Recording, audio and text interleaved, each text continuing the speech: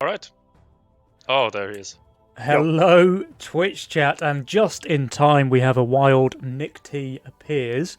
Let me pop my webcam on as well, and we've got three of the most handsome fellows in all of Legion here for your viewing pleasure at home, Twitch chat. You lucky, lucky devils, you.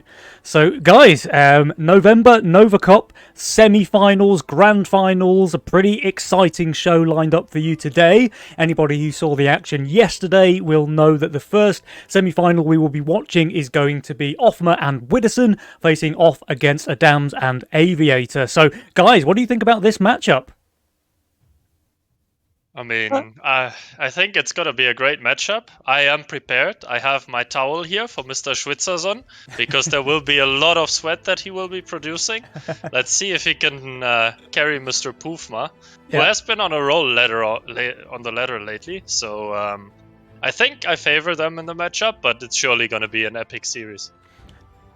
Yeah, I would expect. I mean, I'm expecting the Brother Mings to clutch.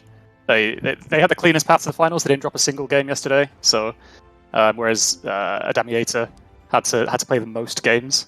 So they didn't have any 0-2 series. They didn't have to stress too much, but certainly didn't have as clean a day yesterday. They dropped a game or two.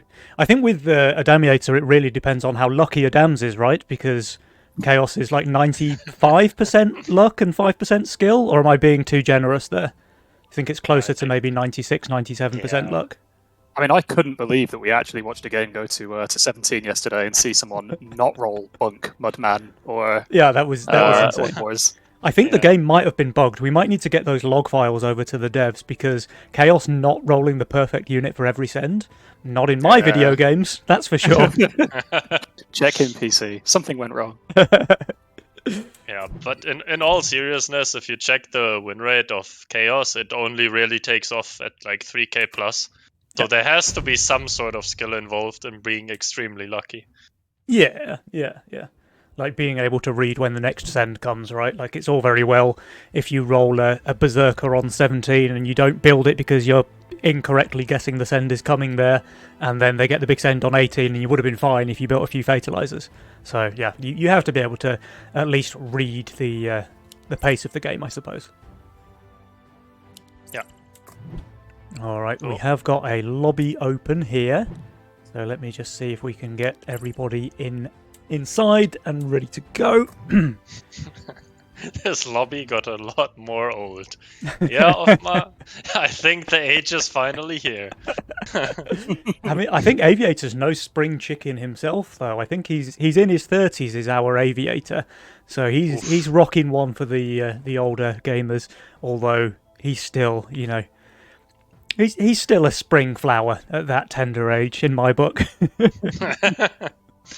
Yeah, it's good that there's like a long countdown for every wave because the reaction time for us boomers is really not very good anymore. Yeah, but it's still not enough sometimes. I leak wave 5 at least once a day, forgetting to build. It's hard. It's hard out here.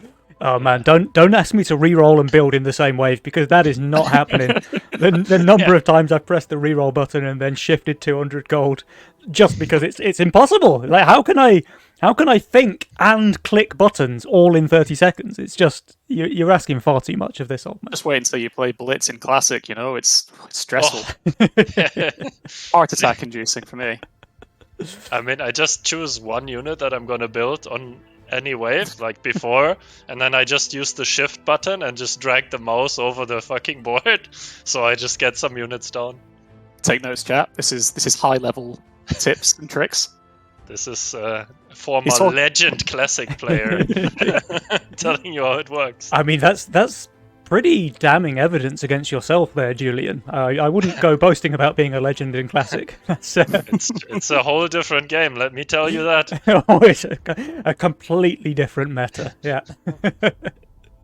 All right, so I think it's fair to say from the mood of the panel that we're expecting a Widdowson Offmer victory here in the first semi-final, but I don't know, man. I think Adams Aviator, they can definitely give them a run for their money. That's forgiven. But also, I think Adams and Aviator, they have a little bit more tournament experience together, whereas obviously Widdowson has bags and bags of experience. Offmer a bit less, but I mean he's normally on the casting side, right? But it's the first time they've played together, which can be quite important when you get onto the big games in the semi-final, the grand final. The fact that they haven't played that many games together compared to obviously Widdowson and Kingdans, Lucy and Drakir. Even Adams and Aviator have played more Novas together than Offmer and Widdowson, so maybe that will show. I think probably... It's really hard to call, actually. In terms of individual skill, all four of these players are just incredible. Like, they have consistently been performing at the very, very top of the ladder from day one. Like, Adams has been there forever, as far as I can remember. Widdowson, Aviator, Offmer in particular are slightly newer to the scene, but since they've been here, they've all been very, very top performers at the game. So... Kind of interesting to see, because this really is a battle of titans, I think, with these four players in the game. It may just come down to which team gels together the best. And with that said, Adams and Aviator, they have played more tournaments together. So, I don't know. It's tough to call. I really don't think it'll be a 2-0 in either case. I think for sure we'll see 3 games between these two teams. If nothing else, like Adams is going to nice luck his first Chaos game, right? So that's like 1. And then, of course, Conquest kicks in. So so then he has to actually play a real Mastermind, and maybe he finds that a bit more difficult. But we'll see. We'll see. Yeah, I mean, all the teams that have come to the finals, I don't think there's a single team that you could discount already. Any one of these 4 teams could take it. Yeah, I think the definite underdogs are, of course, Eidetic and Shadow, because they haven't, like, they're not on the top level of the ladder, but they have a very different play style, which is very uncomfortable to play against. Unpredictable, so right?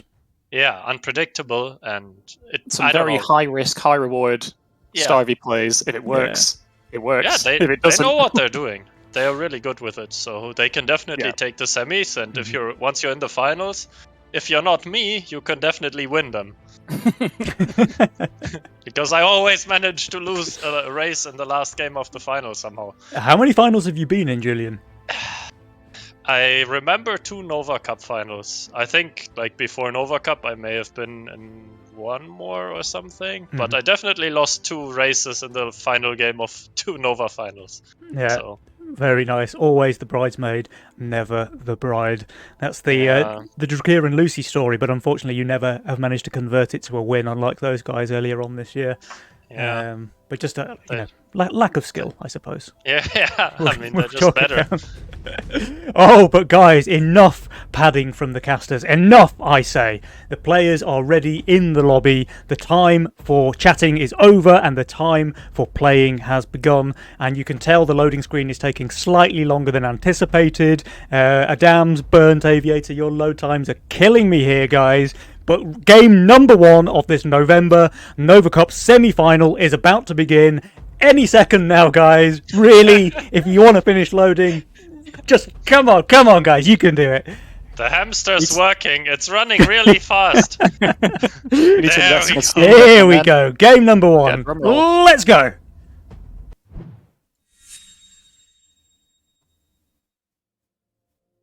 Wow. We're multiple seconds in and no one's locked in Chaos? No one's picked anything yet. There it is. There's the Chaos Abuser. Let's ping his lane. Come on, shame! Shame! Shame! Oh, that was a good combo. Alright, meanwhile we have Aviator with at least a shred of self-dignity picking Cartel, Offmer on the Fiesta, and Widdowson on the Cartel. So this is quite an interesting matchup, actually, because Fiesta, of course, can scale very, very well into the late game. Both Cartel players hoping for the strong start to the game. They will, of course, peter off past wave 11. But this might end up being a bit of a race between the Chaos player, which I've said time and again tends to be the strongest late game mastermind, versus the Fiesta player, which, while it doesn't have the unlimited roll potential of Chaos, it does have much better kind of early game scaling potential, I have to say. Yeah. And I love the bazooka. The bazooka opens with Fiesta.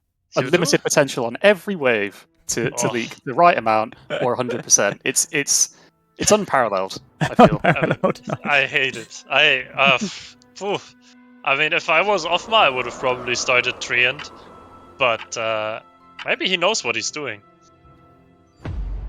Maybe. Ooh, We'll find Snail out. against Widdowson. They picked the wrong player to Snail, I'm afraid. Yeah. I need to It's try an and fix my unusual- scoreboard, guys, so if you wouldn't mind... Yeah.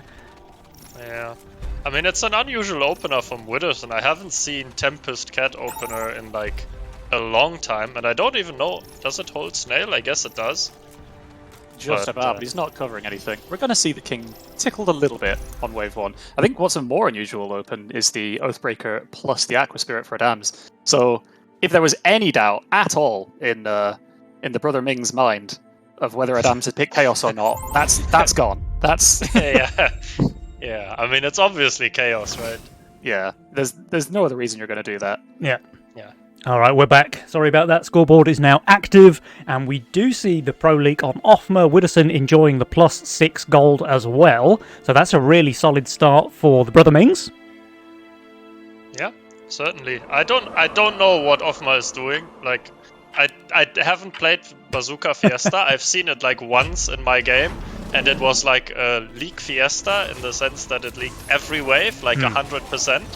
So I hope he knows what he's doing. He just holds he here, right? call it- Like 3 Bone he call it Warriors right. is easily enough to hold no set. Yeah, Yeah, there's Bone Warrior's 700 chance. HP. Yeah. Yeah. He may have even held a Snail here. Like, this is not close. The 2 bazookas are full HP. Yeah. He Jules? definitely expected to send. Yeah. Alright, but his send is coming here instead on 3. He's pretty low value with 100 gold to spend. I mean, Treant is probably his best bet, right? Yeah. Or a Crusher with like an insane positioning for some weird split tanking, but I don't think it exists with his current build.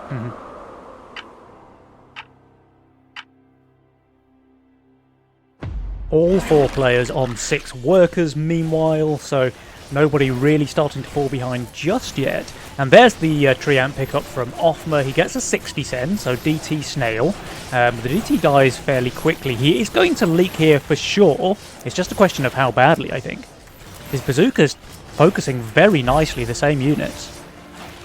Yeah, nice skill. One more? No. 56% leak there from Offma. Widdowson is covering though, so he's pretty happy with that. Meanwhile, Aviator and Adams, they're both holding their lanes quite comfortably as well. Aviator is not pushing off of the 40 cent because he has Elite Archer Gargoyle, which is insane on like wave 3, but now he has wave 4, which is it's not insane on, wave 5, which is weak on, and wave 6 is also a weak wave, so he has to be a bit more conservative. Yeah, he's also figuring that he's being sent by the Fiesta player as well, so he you know, you could feasibly understand that you're going to be sent some of the bigger sends. Yep, reasonable. And Yeah, as not a result, though, he's going to get punished here because Offma is not resending here wave 4, and Aviator's overbuild is going to kind of bite him a little bit there, I think. I think he'll be happy once the send comes that he didn't push the 7th worker, to be honest. I just wonder if it's gonna be a wave 5 send, because wave 5 he obviously has Mudman in his role, but if Offma decides to go hard wave 6, I don't see any counter in his role. But he's still... No, he's re-rolling right now. I think he's re-rolling at the moment. Yeah, he is. Alright, so we get holds in all 4 lanes here, wave 4. Aviator going for some income, just feeling the pressure there from Offma, and Offma does skip again, yeah? So this is what you were saying, Julian. Aviator looking pretty vulnerable there on wave 6. And I think if this is his role, he doesn't have an answer. He's gonna go for a big leak on wave 6 if this is his role, and I think it is. He can't afford to not build here either, right? Because he can leak really badly. Oh no, he has just rerolled. He picks up the Pilgrim. Ah, okay. Yeah, but still, like, no good answer for wave 6. He Yeah. was more afraid of this wave and built the Pilgrim for this. But now he's gonna be very unhappy that the send doesn't come. That focus is just delicious for Aviator, though. Look at that Pilgrim placement. It tanks the boss and nothing else. It gets insane heal value on the gargoyles as well. That was a really nice placement from him. for this wave. Yeah. The next wave might be slightly different. And it's Yeah. a Mimic. Oh, a Mimic on 6 Like, from I can Offmer. smack in a little bit. Wow, that's kind of rude, honestly. Oh, I'm grabbing my towel. Oh, I'm sweating. Oof. But is he placing the Mudman to hard counter the Mimic? Is he really reading that play? Oh, he is. Oh, he is. Wow, It really is. what a beast, man. Wait, changing his mind. But the Mudman is also just the best unit for him to build here, right? Like, there's nothing else in his role that's any better than that. Yeah. But it's going to do very, very well against this Mimic, so let's see. 180 Mythium for Aviator. Alright. I mean, the Mudman will die, but it's also worth mentioning that it's insane value for the Pilgrim to heal a hardened Mudman. Yeah, his Archer dying there is just devastating for Aviator. He really needed that to survive. And sure, he's doing okay, killing 4 out of the 6 Roccos, but it's still a 68% leak. And 15 gold on that Mimic. Juicy. Oh, and more in the mid as well. Oh, Mimic snacking. 21, 24, one more, 27. Let's go. Easy Mimic, but there might be one coming back from Adams, who also has some amount of Oh, Mythium. Adams is just turbo cringing against Offmer here. So I guess he wants to go wave 8 with Ghost Knight or something Yeah. like this. Maybe it's even like a Centaur. Like, Adams has so much Mythium over here. I mean, ideally you want to go wave 9, because on wave 8 Witherson is very much unleakable. But I don't know if they can really afford it. And Offmar sold a bazooka to get his Cage of Pain, or Iron Maiden here, sorry. And that is not amazing against the Ghost Knight on wave 8. I mean, the star of on Offner has already been reaping some reward in that Offner's not been able to fiesta for pretty much the entire game. He's that's true. He's been getting starved and having to add every wave, and so yeah, Just they're not where you playing wanna into be, it right? quite well. Yeah. And now Aviator gets a resend, which it looks like he should be snacking there with the Immortal Green Devil getting healed. And yeah, they continue to save. Adams is approaching 300 Mythium over there in lane 4.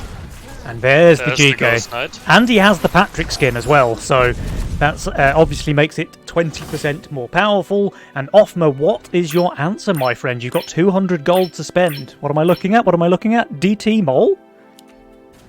Ah, he could have ogred. I mean, if you want to leak this, I think this is a clear ogre, no? Am I tripping? Like the DTs ogre, die fast, and the side gunners kill the mole, and then the cat kills the wave, no? And he's even pulling the mole left, right? Or does this Neko change things? Let's have a look. The mole, it does yeah, okay, it's going to die pretty quickly. The Patrick, though, Offmo receiving 300 Mythium here. He's just killing nothing. He's killing absolutely nothing here. This is a home run for our boy Offmer. Oh, Adams, though, he returns the favour. Oh, Okay. Turbo Cringer. Uh-oh. And meanwhile, Witherson does hold. You're right. The mole DTs just weren't it against Witterson's Leviathan Tempest build. So as a result, Too much. a pretty decent trade, honestly. I mean, Offmer Witterson, they are losing a lot of King HP here. They're going down to around 70% there. But Adams, he did leak the 100% as well. So this could have been much, much worse for Offmer and Witterson. Yeah. I think Witherson is just going to be super far ahead now. Yeah, he is. Look, he's on 16 workers, 17 even, and he just has the highest income in the game, by far the highest workers in the game, and the power score's telling a story here, right? Witterson is on top by miles. Unfortunately, though, his teammate is on the bottom, so that does make it a bit more even between the teams, and in fact, if you look at the win percentages up at the top, Jules is giving just a 2% edge to the side of the Brother Mings. Yeah, and I think the Brother Minx but they do have the correct suicide lineup, because Aviator is the one that has a decent game on a Damiator side. So Offmar can just eventually suicide into Aviator, and Witherson should always have enough workers to leak Adamus because he turbo cringed. Yeah. So strategically, I would definitely favor Hofma and Witherson here, but it's still anyone's game. Alright, here comes the yellow boy from Offmer, the mole brute from Witherson, only income sends from Aviator and Adams, so a little bit... oh, nice soundboard usage. Aviator, though, he's on 1500 value with a Trinity Archer APS combo, so I don't really see him leaking here at all. Adams, though, he's looking considerably weaker over here in lane 4. Somehow managing not to roll the Berserker on wave 10. That's a new one as well. Unbelievable. Yeah, I think this is kind of weird because there's Predator in the game, and somehow all teams manage to send on wave 10, which is clearly impossible if there's Predator in the game. Right, yeah. I can see it though, because I mean, Offmer is just garbage on this wave. He is going to leak quite badly to the income send. Witherson holds. Oh, there is a leak! Oh no! The 3% HP Ogre! The nice lock spams come out! Wow! Look at you! Adams actually did better than I expected there, leaking just 33%, but Aviator, that is devastating. He's on super high value with pretty good units for the wave and still manages to leak with an Ogre on 1 HP. Oh no. That's a tilter. Yeah. But the And teams are going to 22 be on workers. identical King HP, more or less, 63 to 64. But yeah, this is turning into the Witherson show, right? He's comfortably ahead in terms of workers. The egg sack, okay. That's a pretty classic Aviator. Yeah, I mean, he has a very good role for the mid and late game to do the egg spam, which is why he's incoming. But I don't think like he can overcome the worker deficit. Ooh, battle scars as well. He can't afford the Creditor. I wonder what Witherson and Offmar are picking. Witherson and Offmer, yeah. Do they ever try to Creditor? No, Witterson's already spent all of his gold, so he just takes the Looks like battle Offmer. scars. There is a Creditor on Offmer, though. Alright, he only receives a Dino. Can his Boom Tree get on the wave? It can, but it had very little mana, so not too much damage from that bad boy. He does have the Shadow Dancer here. It's not upgraded, though. Let's see how he does here, because he's very low value. I mean, if he leaks, that's very bad for Aviator and Adams, because Aviator does not hold on wave 12. This, Oh, this Witherson, however, though, that is quite good. Now that they both leak. yeah. Oh, Hoffman does kill one more. Even one?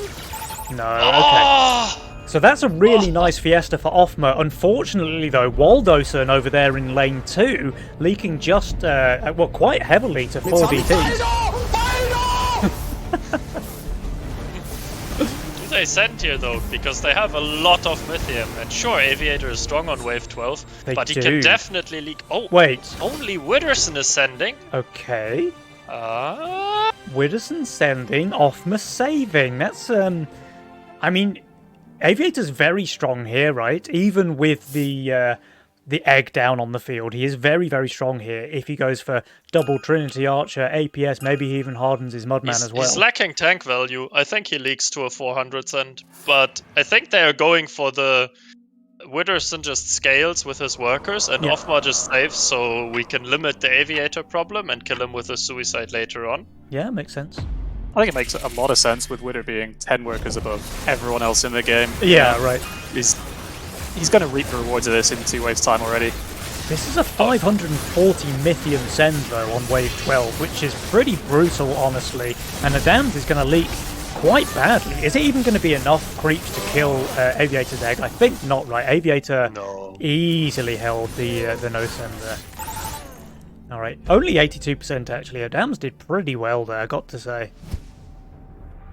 Yeah, I think they will turbo cringe now with Aviator's eggs, but I'm not sure if it's going to be enough, because Witherson has such a good scaling now. He's 100 income ahead of everyone, and he has Tempest Phoenix with Battle Scars, which is a really, really strong combination. Yeah. Although no battle scars on the Phoenix as yet. They're both on the Blood Moon Nekomata over here. Can Aviator place more eggs? I don't think he can, and I mean, he seems to be too afraid to do so. Yeah. Which is also a big victory for Offmer and Witherson. Yeah, right. Although Offmer is definitely committing here, so he's taking himself out of the game somewhat in order to maintain this pressure onto Aviator. Yeah, but Adams did the same in the early game to him, so Yeah. it only makes sense that he sort of returns the favor. Alright, now Witherson is having a very nice game here, actually. He does have a little bit of pressure. Aviator has been saving his Mythium, as he is wont to do, but the pressure on the side of Offmer, I think, is the greatest in the game currently. And here they go, there is a wave 14 sent. Do Aviator Adams match, or do they want to save their Mythium? They're saving. But I wonder, like, this is Aviator's strongest wave. I wonder if this is a mistake, because I think they were afraid now that they would leak here, despite Offmar's cred. But I'm not sure if this is, like, correct to send here. Yeah, it's hard to say. And look at this, by the way, because Aviator's Green Devil has all 3 stacks, and Adams, of course, nice looking the Millennium. Very solid Chaos play there on wave 14. But yeah, look at this Green Devil for Aviator. 3 stacks of the Battle Scars, 2 Chieftain buffs, and of course the double Trinity Archer with MPS for DPS. Like, he's very, very strong on this wave. Yeah, he is minus 300 though on the recommended, and Adams is minus 100 with not an amazing build. So, let's see. Let's see if we can get both of these lanes in on the action at once. It does look like Aviator is going to be leaking, but really not too bad at all. Meanwhile, Adams, with that nice luck on the Millennium for 14, he's leaking just a low HP Centaur and a Drake, while Aviator leaks 55% as well. So Aviator and Adams, they wanted to save their Mythium, they did, and it looks like it's paid off big time for these guys here. Yeah, I think this is a problem for Offmer and Witherson now, because they're only at 45% king.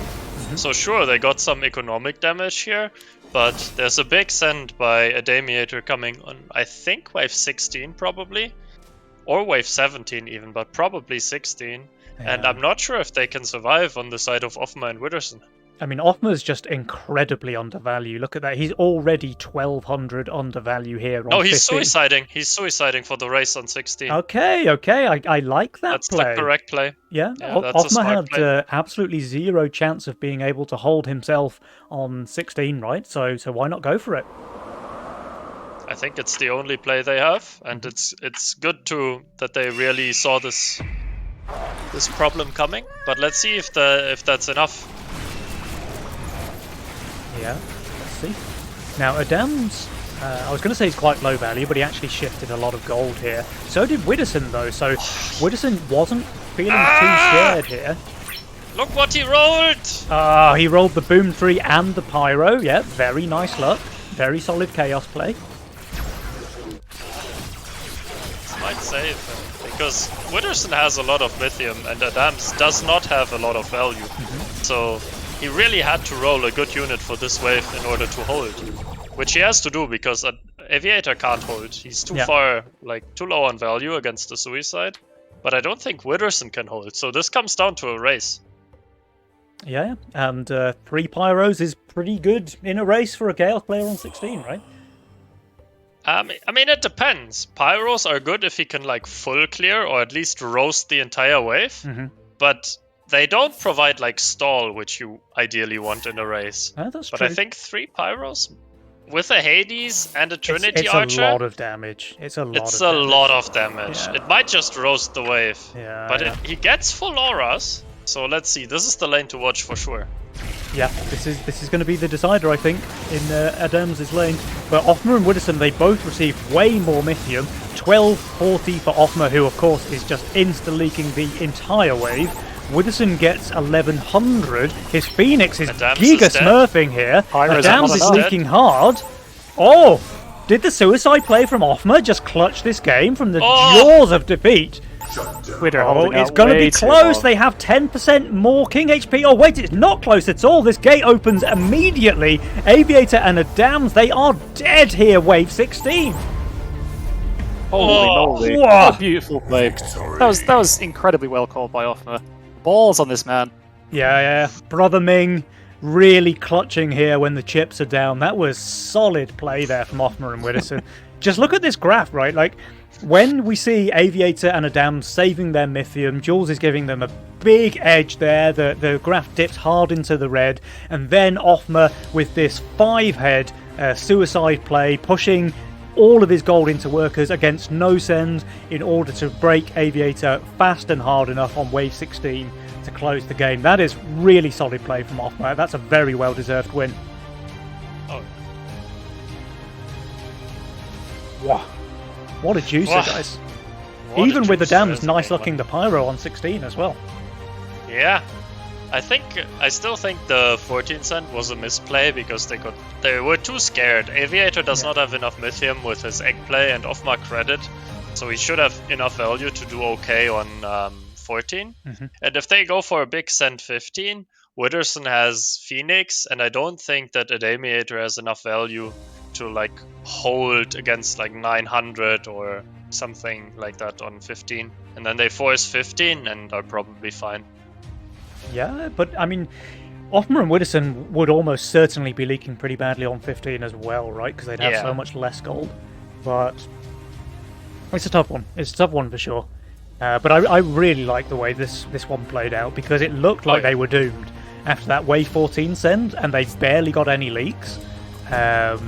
It certainly felt to me like Aviator and Adams were winning from that point, but some very level-headed decision-making from Offmer and Widdowson, letting them just snatch that game back. It was really, really well played.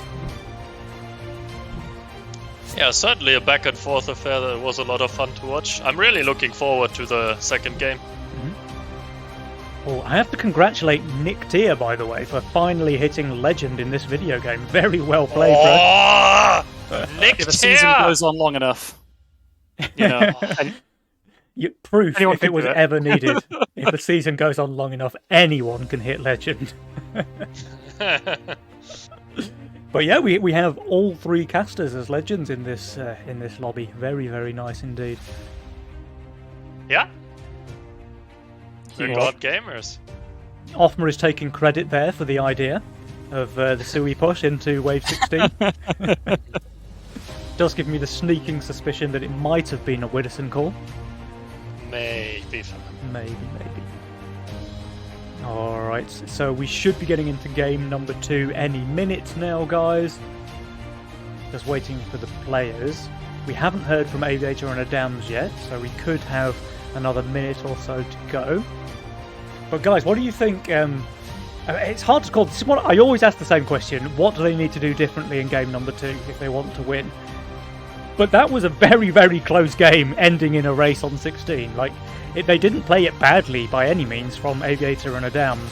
They did their game plan, they saved their Mythium, and almost by rights they should have won there on 16. But some really, really clutch decision-making from Offmer and Widdowson turned the game on its head. So, yeah, love to see it. Yeah, I think the early game was a bit rough because of the Adams. The save for wave 8 was good, but he leaked 105% on wave 8. He held his Mythium a bit too long, and I think that really put him behind and put them in a rough spot, which they almost clutched. Yep. Oh, guys, here we go. Game number 2. Oh, again, Fiesta Cartel. I love to see it. Against Cartel Chaos. Nick Tier, what do you think about these mastermind roles? don't have a huge amount to say about Adam's Chaos. Yep. I mean, we saw in game 1 that he's capable of rolling Millennium on 14 and Pyro on 16, and it didn't help. So, you know, he's got the heart of the cards, but is it enough? Oh, is it enough indeed? But look at this, though. Aviator reading Widdowson like a poorly written German book. He sends the snail into Widdowson's Fiesta in game number 2, and this should be rewarded. Although Widdowson, he has some pretty janky Fiesta openers there, I've got to say. Nothing Rerolling really on stands out to me. He's re-rolling. Okay. Very good. Yeah, good for him. Offmar has a really nice role, though. Gate Guard, Angler, Steve. Oh, with Yeah. a Fiesta player. Oh. Bring me the stacks. Oh. Oh, Offmer is snailing as well, but Aviator's going to be very fine because he also adds the Angler to his Gate Guard build. And What is this, Openers, Witterson? Almost. Witterson, what is this? You picked the Pota. Where the F are you going to put the Pota with your starting build? yeah, Hello? that's a solid question, actually, Julian. Where is he going to put that Pota? Is it gonna be a famous Bronze League backline Pota? It's going to have to be, right? Where else can it be? How do you feel about Casket Harpy as a Fiesta Open? Because I don't know how you leak only a small portion of the wave with that. Yeah, Feels like you right. leak everything or nothing. Yeah, it's pretty all or nothing for sure. But he didn't have anything else. Like, he's done his reroll there on wave 1. He didn't find a proper Fiesta opener. So sure, he was able to hold the snail from Aviator, but you're right. How is he ever going to get clean Fiestas with this roll? I mean, it's the Johnny C special, where you just pick something that is not a Fiesta opener, you pretend you're not Fiesta, and at some point, you just go full suicide. As long as you kill the Scorpion on 5, right? Yeah. You don't go full sis. I don't think I've ever played with Johnny C where he hasn't rolled Pixie with Fiesta. So I don't know what you're talking about. You obviously have better luck in your games. I mean, I was referring to his playstyle on my team. In the enemy team, he usually plays pretty well. All right, Wibberman, he is starting to push now, but still adding rats as well. Like, he's very much cosplaying not Fiesta. Yeah, I mean, it looks like not Fiesta, but in fact, it is. And that's how he gets you, you know?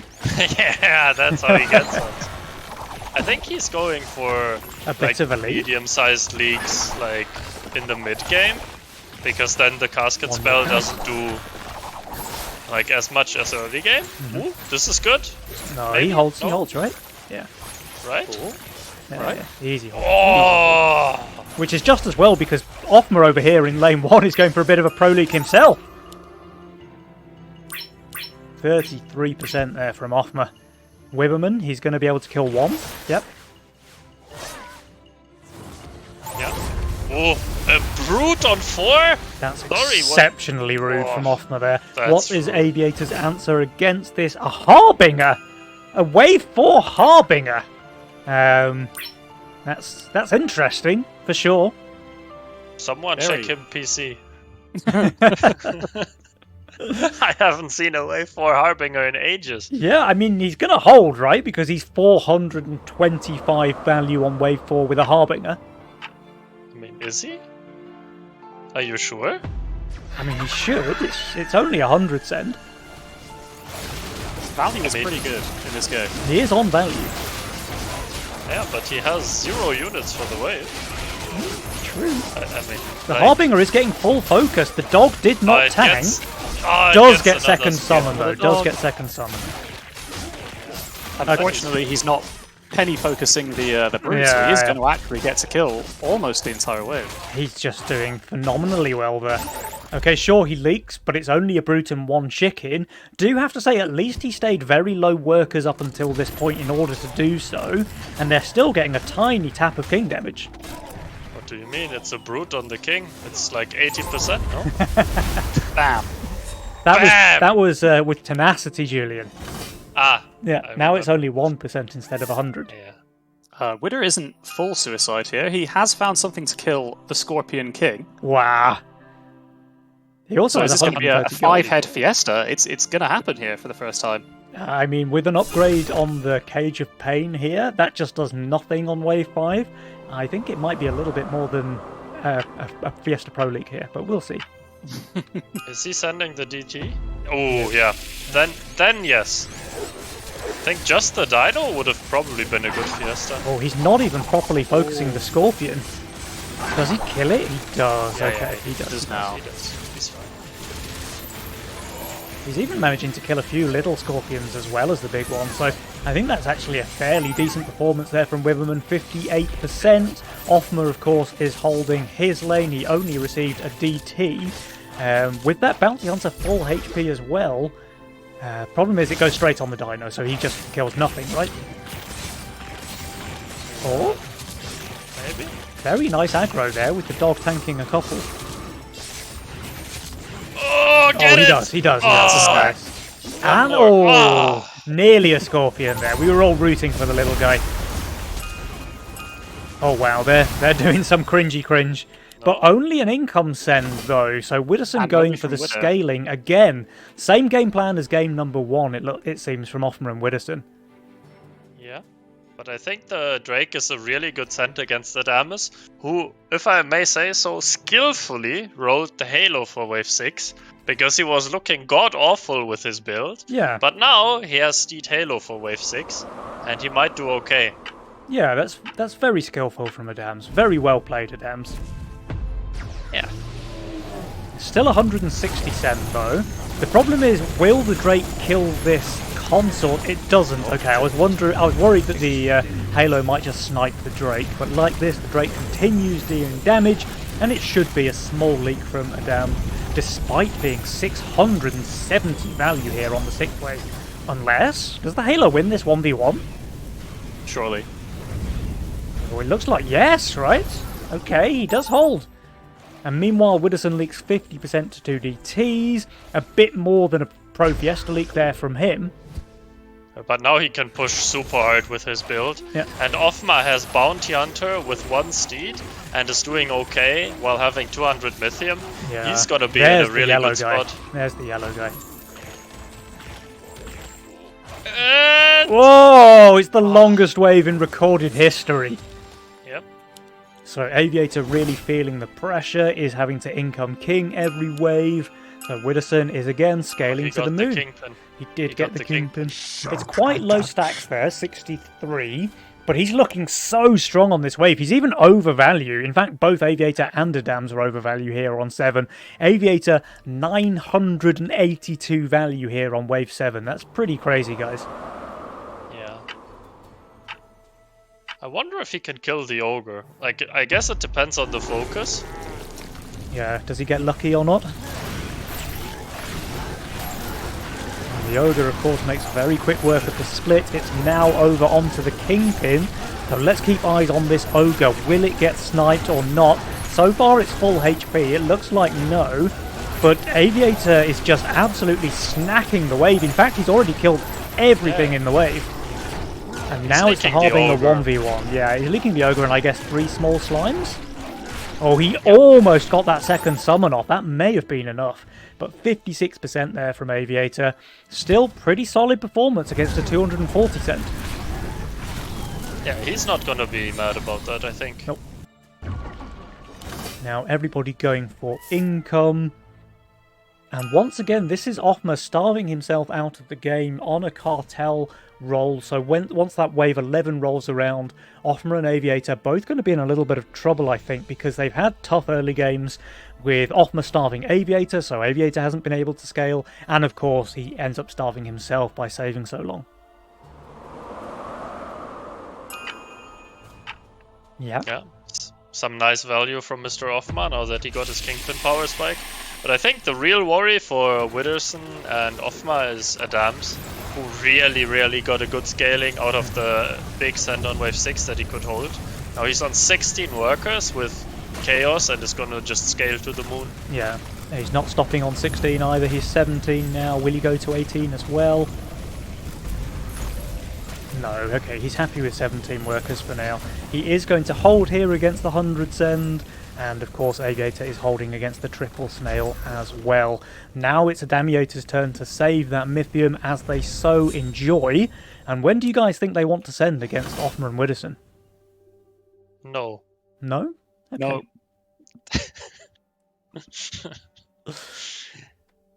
Nick T, I mean, I would when are you expect sending against 11. these guys? I'd expect 11, but it may also just be income there Mhm. and looking to scale with I don't know, 15 cents or so. Yeah. I could definitely see It's- 11. There's All-Out Assault is on the table.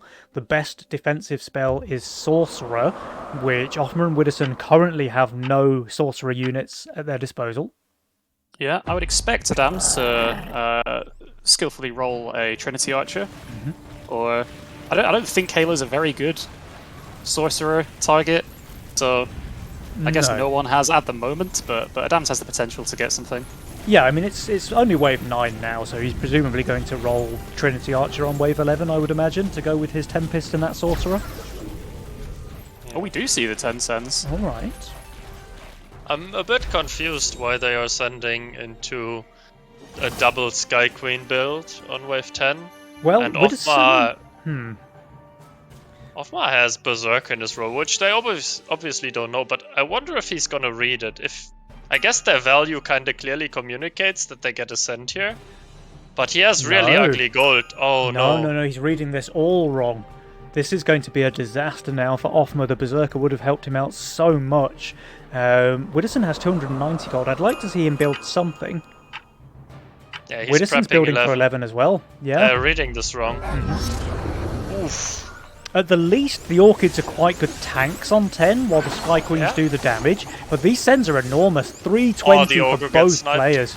Oh, that's clutch, actually. Killing the Ogre is very, very nice for Offma. He does kill one of the Brutes as well. He's actually focusing the second too. Widdowson, he nearly kills the boss. Very, very nearly, leaking that with just 5% HP. But Offma... he did snipe all of the sends at least, but that's a very healthy 60% HP boss and a 4 eyes reaching the king. This is going to be quite some damage here, guys. Yeah. But this does give away the pressure, and with all-out assault, wave 11 definitely looks scary for a Damiator. Even though this is a lot of money, I'm not sure if they have enough to like full clear against an all-out assault send without defensive spells. Yeah, let's have a look. Aviator's going to be over 1800 value. Adam's as well. He did nice luck both the Pilgrim and the Boar here for wave 11, so he's got options. I wonder if Aviator goes for the Phoenix or not.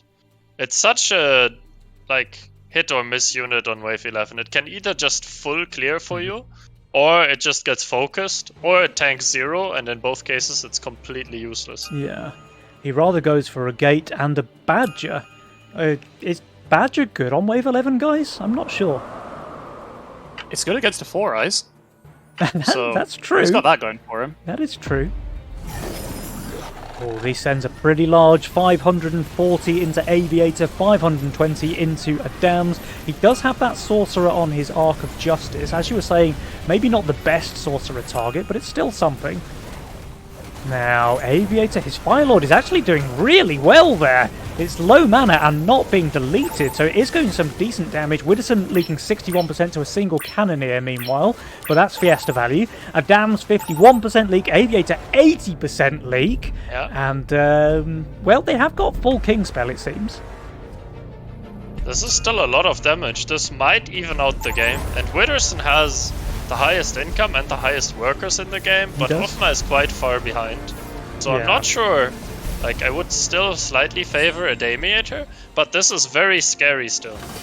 Well, Jules is giving a Damiator a big lead here, 63% on the JPI calculator.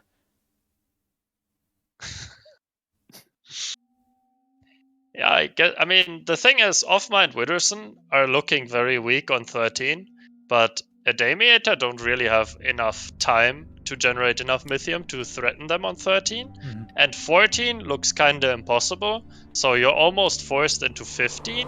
But 15 is scary for both sides where you end up racing. And you can get undercut on 14 because they don't look like super strong there, but they're overbuilding enough to go 15, I guess. Yeah, Aviator and Adams are on super strong value here at the moment.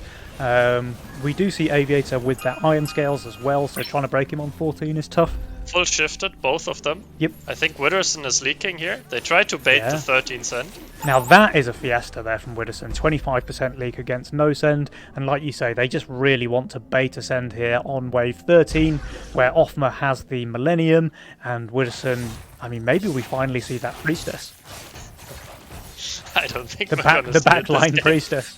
No, but Adamiator, they do not fall for the bait. Yeah. They are saving their Mythium.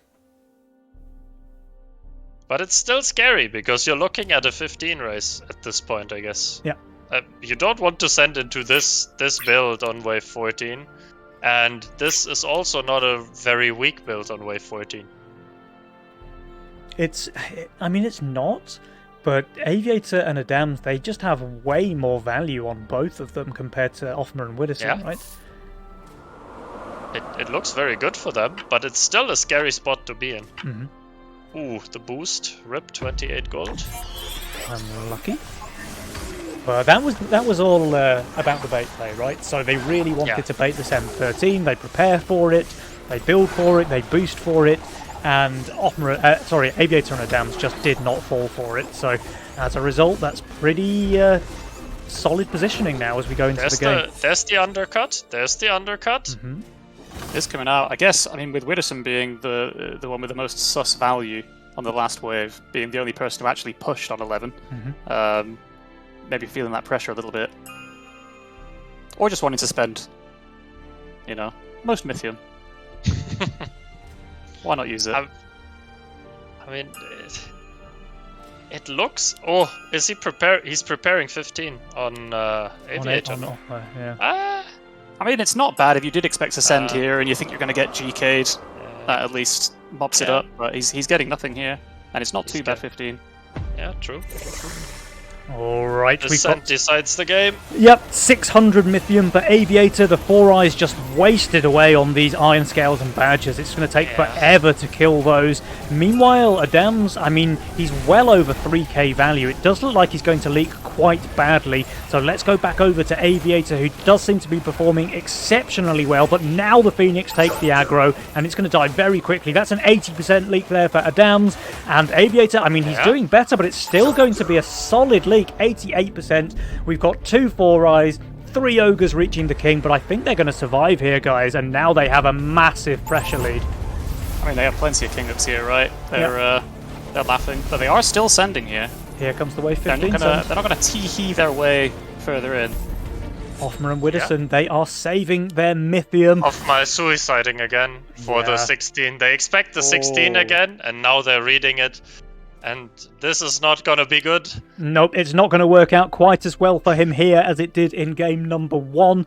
Unless he's suiciding for like a Shaman resend here on 15. But even then, I just think Aviator and Adams can hold the longest, right? They are fine.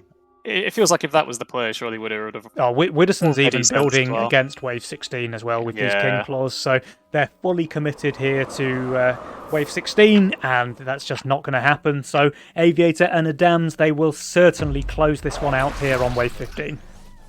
Looks like it. I mean, respect the hustle from Offmer there, but you tricked them in game 1. Fool me once, shame on me. But they're not going to let that happen a second game in a row. Not twice in a row. And Offmer, he does leak 169%. Very nice. But Widdowson, meanwhile, he's not doing too much better. Honestly, 104%. We've got the home run there from the Wibberman. And yeah, these guys are looking exceptionally dead here on wave 15. It's going to be close. It's going to be close, yeah. Maybe if Tenacity was still in the game. Maybe. Defeat. Alright, but guys, that does mean that we get game number 3 on the cards, because Adamiator, they do tie the series now 1-1 with a very dominant display here in game number 2, I have to say. If you just look at that graph, they were pretty much in the lead from start to finish, and it all really comes down to this saving Mythium thing that I've heard so much about, So we saw this wave 11 send, we saw... actually, no one really pushed workers. Adams pushing 4, Aviator 3, Widdowson 2, Offmer 3. So everyone was quite conservative from the wave 11 sends. And yeah, then it was just a case of who blinks first. And this time it was Offmer and Widdowson who pulled the trigger on wave 14, and it just was not enough to do the damage they needed against Aviator and Adams, who then quickly returned the favour on wave 15 with this devastating blow here. Alright. So guys, how are you feeling about game number 3 now with everything to play for? It's spicy. I mean, the bad news is Adams gets no more chaos. So I didn't really catch all the games yesterday, so I'm not sure what else they were playing. But yeah, he doesn't get to nice luck any crazy combos. Any Halo for wave 6 or I mean, not to discredit their victory, but he did get a very tasty Trinity Archer 14 that cleaned up the entire wave for that send there as well. I don't know if you guys saw, there's an incredibly tasty Pota that he rolled on 14 and used to tank the perfect amount as well there. Oh, that's pretty juicy.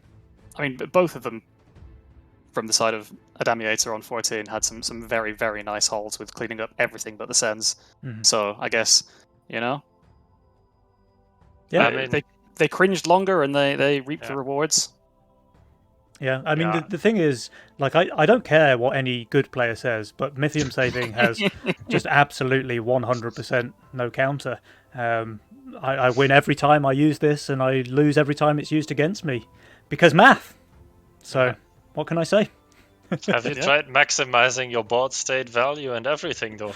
And all. It's just not enough. The devs really need to look at this. Yeah.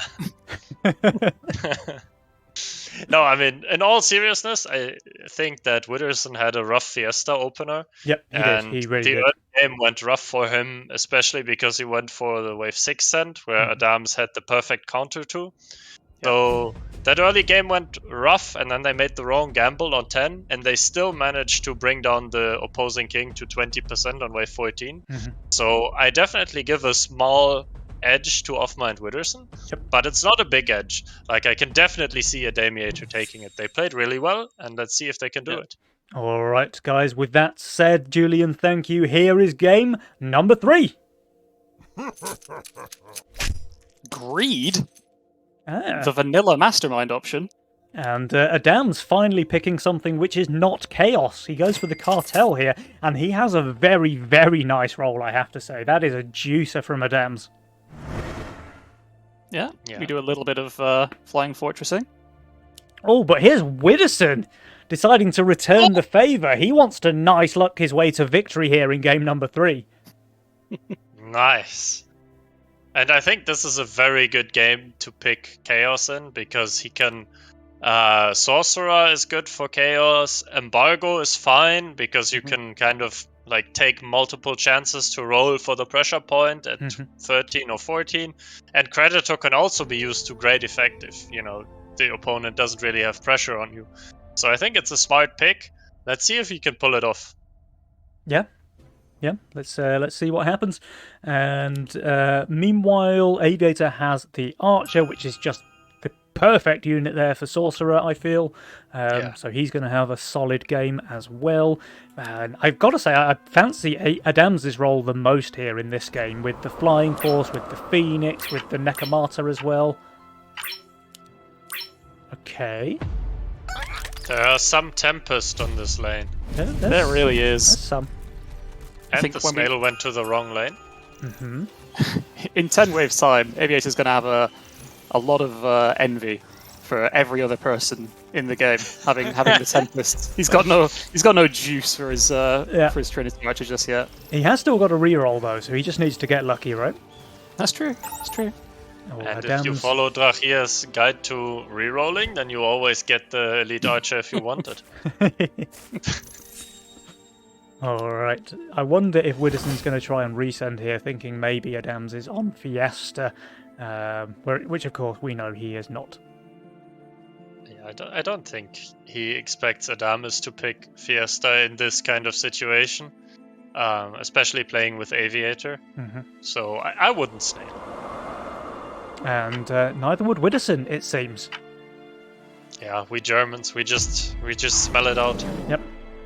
Gotta build that hexagon somehow. Yep. Alright, so nobody sending here wave 2, so all 4 players should easily hold, of course. And yeah, there is a number of Tempests on the field. I see 5 so far, and it's only wave 2. But maybe Mr. Nick T, who also plays Chaos, can give me a rundown of how to play Offma's role, which looks to me as like an absolute unplayable role. But maybe I'm wrong. Wait, Nick T, you play Chaos? I haven't played Chaos in, I want to say, a year. I was going to say, we can no longer be brothers, but no. Have you not played Chaos, like, a long time ago? I played only Castle for about 9 months, and then in the last 2 weeks, played only YOLO and Legend. So, alright, then that's a read wrong into that one, you will.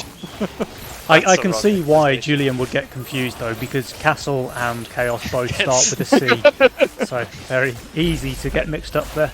And I haven't seen Castle in like the high elo games in like years, so yeah. Oh, we did see a little bit of Mythium saving already from Adamiator, and that is Yeah. going to come on wave 4. They spend it here on 4, and I think Offma is going to be very fine here with 400 value on wave 4. Widdowson, he has 125 gold. He can't really spend it on anything apart from cat stacks, though. Oh, never mind. He is going to drop a Sea Dragon here. Meanwhile, Offma has the 0 gold buff, which of course means he's guaranteed to hold here. Again, I mean, it's only a 60 send as well. Like, this is not particularly Yeah, dangerous. Yeah, and they're not full sending. They're keeping a little bit in the chamber, you know. Yeah, I mean, they want to save Mythium, guys, you know? They don't want to. Oh, they have to. They have to. Yeah, so Widdowson It's so is hard to holding. play though. Like it's so hard to play for Offma, I think, and it's also not. I mean, looking at these builds, like when do you send? Yeah. Like you don't have a clear quote-unquote target wave to send on, like Adamus and Aviator had. They could just save for wave 4 and send only income to keep Offma and Widdowson low on workers, and now wave 6 they will be weak again, and so Yeah. on. Like the early game is easy to play, but for Offma and Widdowson it's really hard. And here Widdowson is going for a bit of a spicy brute on 5, but Adams with his 500 value, with his Atom perfectly tanking the Scorpion King, he's going to be very, very fine indeed, I think. And Aviator with just 3 snails, he's going to do just peachy as well. That's a solid -3 for Mr. Widdowson. That is a -3, need to keep track. Yeah, Chat, the keep Atom track. is so good on 5 when it just tanks the boss like this. Atoms are good every wave. I don't know if you're aware of this, but they actually have no weak wave. That's So, incredible. That's crazy, bro. It's pretty strong. Already different to the first 2 games we've seen. No one is yet to skip 2 waves in a row Ooh. with their Mythium, which I mean I guess makes sense with what you were saying earlier, Julian. With not being any obvious weak waves with these guys, why not just send income? Yeah, and Offma doesn't have a role with which he can really like push hard right now. Also, I mean, he has anglers for scaling, but he's also missing solution for wave 13 and for wave 16. So, it's not dangerous to feed him some gold, right? And he probably wants to push a worker here, but he also really wants to upgrade that angler as well, because wave 7, of course, is the wave where the angler gets the most stacks. So I feel he's going to be a little bit sad if he doesn't get that upgrade here on 7. And yeah, he's staying on 9 workers, so he really does want to upgrade that bounty hunter. Yeah. And yep, there it goes. So he has stayed fairly low workers in order to do this. He is getting rewarded with a resend from Adams here, wave 7 though. And yeah, we do see Widdowson nice locking the Trinity Archer with the Leviathan, one of the best combos in the game. And there is Sorcerer as well. That truly is a nice luck there for Wibberman. You love to see it if you're Widdowson. If you're Widdowson and if you're Offma. If you're a Brother Ming fan, this is some pretty solid performance here from the Chaos Abuse. But if you're Aviator and Adams, on the other hand, you're slightly less happy. Oh no, he rolled the Mudman on wave 8 if he needs it wave 9. Oh, That is weak there. What is he gonna do? you mean if he's got a full Pierce build, he might roll something good for wave 9 where he is otherwise terrible? Oh, he's leaking. He is going to leak the Cannoneer, yeah. That's a bit rough. Waldoson. But that is just one more stack for this bounty hunter, so solid team play there from the Brother Mings. Yeah. Well, it's 0.6 stacks. 0.6 stacks, yeah, but every little Actually. helps, you know. Oh! He has to sell. He has to sell. Where am I looking? Widdowson. Oh, yeah, he does have to sell, but I mean, he has 2 very No! easy He's units to building sell. an arc. Oh! Oh. The rogue wave. Of course, the wave. Rogue Wave. Of course. What's more broken than a Sorcerer, Trinity Archer, Leviathan, buffed, madness? Well, all of that with a Rogue Wave, of course, is the answer. Yeah, and he's getting the resend here, so he's gonna be fine on wave 9 as well. If he's fine here, but I think he is. He should do fine, yeah. He has the fully stacked cat. He has pretty solid aggro, actually, with 4 of his units tanking at the same time. It is 140 resend, though. And I have to say, we've been talking about rolls, but if you just look at how the early game is progressing, Aviator and Adams, they do seem to have a slight edge here. They've got more workers, more income. They also have the only cartel player, though, and Aviator is leaking a little bit here to some snails. So that is some gold going over to the side of Offmer and Widdowson. It is, yeah. I mean, just the rolls alone account for the income dip with the Creditor and Greed versus cash out on offer. Yeah. You'd usually expect to use cash out to push an extra worker here or there and start to make up that difference, but instead opting for the Angler and staying behind means he's hoping that now is going to be his power spike. Yeah. I think every player in this game is happy so far with how the game's going. I mean, 9 was the only weak wave for pretty much every player on this in this lobby, and income sent 7, 8. You know, no worries, no one's sweating yet. Yeah. I think Offma is a bit worried because of his role. Everyone else has a really strong role and like no clear weak waves coming up at any point during this game. But Offma has very, very clear weak waves, and there's a big chance they will receive sense there, especially like expecting 13 where Widdowson also doesn't look amazing. Maybe they can protect it with Predator or a cheeky like hard push 12 play or something. I think they it's have to very play around likely that weak Widdowson waves. takes Sorcerer rather than Predator. Yeah. Oh, they do Yeah, go but for a full wave 10 send, actually, from What all is 4 players. this? A power mercenary? Yeah, what is this? Is that the first one sent all game? No, we did have a brute from Widdowson as well. We did have a brute, yeah. Now, is it going to be a power? Is it a power merc or is it just an income loss merc? Yeah, I'm see. not sure because, well, Aviator's value is not great there, 1245, but his These are build nice is tanks. amazing on wave 10 with the Howlers, with the Sunfang, and with this Trinity Archer as well. Yeah, and this kind of already takes off pressure from every player. Again, these income Still. sends. Obviously, Adam's not getting full send here, but I kind of expected them all to be looking at 13. From what we see now, obviously they don't. On the side of Offman and Widdowson, they don't know that Adam's had a Phoenix. Has he just re-rolled that away? He has, but he's picked up the Lord of Death instead, which is very, very solid with the Tempest. And, okay, Aviator leaking 38%. That is actually a very strong performance, given that he's 245 undervalue here on 10. Yeah. I wonder if it would have been worth for Widdowson to add a mole as well, because I think Adams leaks a mole. Maybe. But now he has a bigger resend, and I guess he expects Creditor, and Creditor is like... It's dangerous against like mass DTs here. But Adams is not Fireball. pushing too hard. He's dropping down the Lord of Death here. He is taking Embargo, so he is going to be kind of low value. Interesting now if Widdowson does full send, he of course takes the Sorcerer here for his Trinity Archer. Aviator does the same. Aviator has used his reroll now as well. And by the way, what did he find? It's the Tempest. Of It's the course. Tempest. Yeah. So Aviator's late game is now absolutely obscene with the Tempest, with the Archer, with the Sorcerer, with the Phoenix as well, and Mudman is just the perfect tank to pair with those units.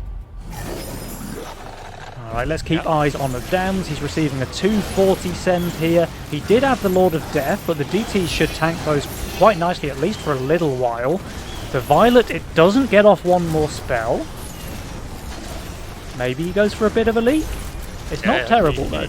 He goes for a decent sized league.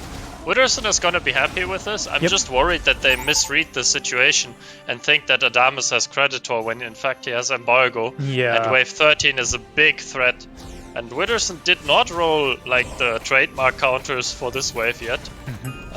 The Priestess is good, of course, but yeah, he's pinging the Sorcerer, so he knows he's not under too much pressure and should Yep. hold 13. But Offma is not holding anything. No, but Offmer, he's made the same play as Adams, so Offmer also took the Embargo. He did not Yeah. full send against Aviator on 11, so he has 260 Mythium stored up, plus the Embargo Mythium as well. But yeah, like you were saying, Offmer just has zero chance of holding on wave 13, right? So if Adams and Aviator decide to pull the trigger there on 13, Offmer is just very, very dead indeed. Yeah. For sure. I mean, I'm expecting it's either going to be 13, or if they think they're going to get panic sent there and they can cringe even longer, then 15.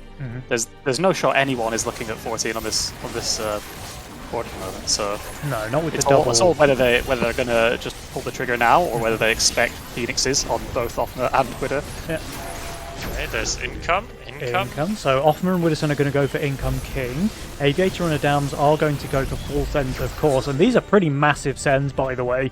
We've got Centaur, Mole from Aviator. We've got double 4 eyes from Adams. Now, Widdowson, he did roll the Infiltrators last wave, so he upgrades them here. He's going to full boost, of course. Yar. Yeah, Spectral Scallywag. I mean, that's Offmer's probably best hope here, which is a bit of a forlorn hope if we're honest. Sure, it can tank, but he just has no damage here on wave 13 whatsoever. Yeah, it's looking like there's some home run potential here. Yeah, now Widdowson, at least with this triple boosted Orchid, should be able to do some insane damage. Oh wow, they completely ignore the DTs as well. He's deleting the left-hand side of the wave. Oof, that was really rough. Really. Now, of course, we've got Aviator and Adams holding, so we don't need to worry about those guys too much. Widdowson, he's doing well, but I don't think he can hold, or can he? He's holding. Offmer? Does he kill one more? He does not. That's 117% leak. And Widdowson, with the Sorcerer Trinity Archer, with those boosted Orchids, this is enough. That is a dream hold from this young man. His send was smaller, 520 Mythium. And Adams, he does leak to the Drake, so he has been shamed. Mr. Slickins would be proud. He has been. I mean, Offmer's hold there was honestly much better than anticipated. Yeah, right. He had no damage. He does have value, which I've heard is quite good. Yeah. I mean, and now the income is in favor of Widdowson and Offmer, which is good for them. But still, like, I don't know. The Spectral Scallywag, I haven't got a chance to play with it. Maybe it's just insane with Life Binders. But if it's not, then I still think he has a very, very rough role.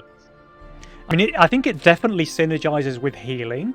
I just don't know how good it is. And more to the point, he just has no top end, right? Like, what is he going to do now? Just build Red Eyes? Sure, he's going to be strong on 17 and 19, but then he just sucks on every other wave. Yeah. And Aviator has pushed approximately 0 workers, his favorite number of workers to push. Classic. And shifted 700 gold to bait the 15 cent. I would be very surprised if it worked though. Well, that's the thing. So these plays, like, they used to work in Nova Cups where one team would get very nervous, but now it seems that every team does this in every game, where they get a send, they just don't build on the next wave, but they also don't spend any of their gold. And yeah, now he's going to be... He's got 1,200 gold to spend here on wave 15. Yeah. I wonder if Widdowson is getting the Phoenix here, or if he is like greeding for late game with like 1 banker or something. He does go for the Phoenix, yeah. Oh, wait. Oh? Widdowson? No, he does. Yeah. I mean, that's a juicy Phoenix, by the way. It's buffed by the Leviathan, buffed by the APS. That's very, very solid. He needs to get this Rogue Wave upgraded as well, by the way. In time. Aviator is shifting 500 gold again to keep like pretending that he pushed. He pressed the worker button when we, of course, know that he did not. They want to bait the 16 cent and probably go 18. It worked! And it works. They took the bait, hook, line, and sinker. Offmer is spending his Mythium. Imagine spending your Mythium in Legion TD2. Yeah. And Adams looks like super busted on 16 with his He's very double buffed undervalued, ADs. He's and very, very his undervalued. Fatalizer. Yeah. I wonder if it's enough, or if we have a Pyro situation again where, in theory, his build is insane, but he just doesn't have the value. I think Aviator should be fine. but even he is pretty much undervalued. He is undervalued. Adams, I mean, he's building 2 wirelets here on wave 16. I don't know, that doesn't really seem to provide any Gigastrong gate delay as far as I can see. Yeah, I think There's he only 3 needed as 4. He needed 4 violets! The Phoenix perfectly off-tanking, as always, so it's gonna just Giga Smurf. Oh. Yeah, that is very clutch there from Aviator. He's 655 undervalue, but his aggro is absolutely perfect. Doesn't he just hold? Yeah, he just Adams, holds. he's leaking quite badly though. Well, he's actually doing very well. Yeah, Aviator does hold. Adams leaks 100%, so it's a home run, but it could have been much, much worse. Now, Aviator, he did hold his own lane, but he's not covering anything in the mid, so they are going to lose a little bit of King HP, and They go 17? They finally spend their Mythium here on 17. 17? I mean, look at Widdowson on 18, right? And they read it! They read it! How do they read this? Yeah. How do they not expect 18 with this build? Yeah. Huh? I mean, Widdowson is building 1 Halo, but like he's also preparing for this wave. Yeah. Well, Widdowson doesn't really have anything great to build here on this wave, if we're honest. He is upgrading an Alpha Male. They are doing their King upgrades as well. Now we have a Great Boar from Offma 2. But these guys are still quite heavily undervalued, right? Offma's 600 under. Widdowson, when he finishes building, is 700 under. He's fully boosting as well. Yeah. But they're Sure. definitely going to leak, right? For sure. This is 1100 Mythium for Offma, 1000 for Widdowson as well. His Orchids are shredding the left Phoenix. side. Phoenix is Phoenix, man. smurfing. The Kraken goes down now. Oh, wow. I mean, how broken is this combo? Trinity Archer, Leviathan, Rogue Wave, Sorcerer. He's just melting the wave. Offma's doing very well as well, but he will still leak here. That's 129% from Offma. Wibberman, he does leak. Okay, it's only a half HP Kraken and a creep, though. Meanwhile, Adams is getting income shamed once again here. But with only 10 creeps reaching the king, Offma and Widdowson, they performed exceptionally well here, wave 17. This is a resend, right? Is this a resend from Aviator and Adams? They are pushing so Well, hard. They're pushing They Giga. have to. Yeah. We've got opposite plays on both sides because Offman and Widdowson are not pushing A single worker. worker. They're We've planning on seen going it 20. time and time again Yeah. on these Nova Cup casts. Pushing workers just doesn't pay off, guys. It's called Legion Tower Defense, not Legion Worker Offense. But this isn't just pushing workers. This They are is It's a double Giga sweep push. play. yeah. This is why I thought they were gonna resend, but I guess they don't. They want 19.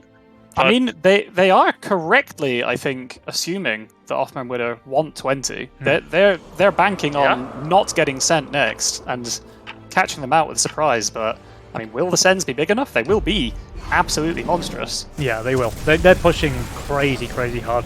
Now, Widdowson, he did get Zeria here, so he's going to have 2 of those on his APS for next wave, but they won't tank, so they won't give him too much value, honestly. He also hasn't really rolled anything great for 19, though Offma is very, very strong there with his red eyes, with his Tempest circles, with his Kingpins as well, and now... This might trigger the send. Yeah. This looks enough like a suicide that they might send. Yeah. If they don't, they die, I think. I mean, it is a suicide, though. It is a full suicide. Like, Adams is keeping on pushing. Yeah. Do It they is, do they but- send? I feel like they're just not going to. They have their game plan. They haven't pushed a single worker.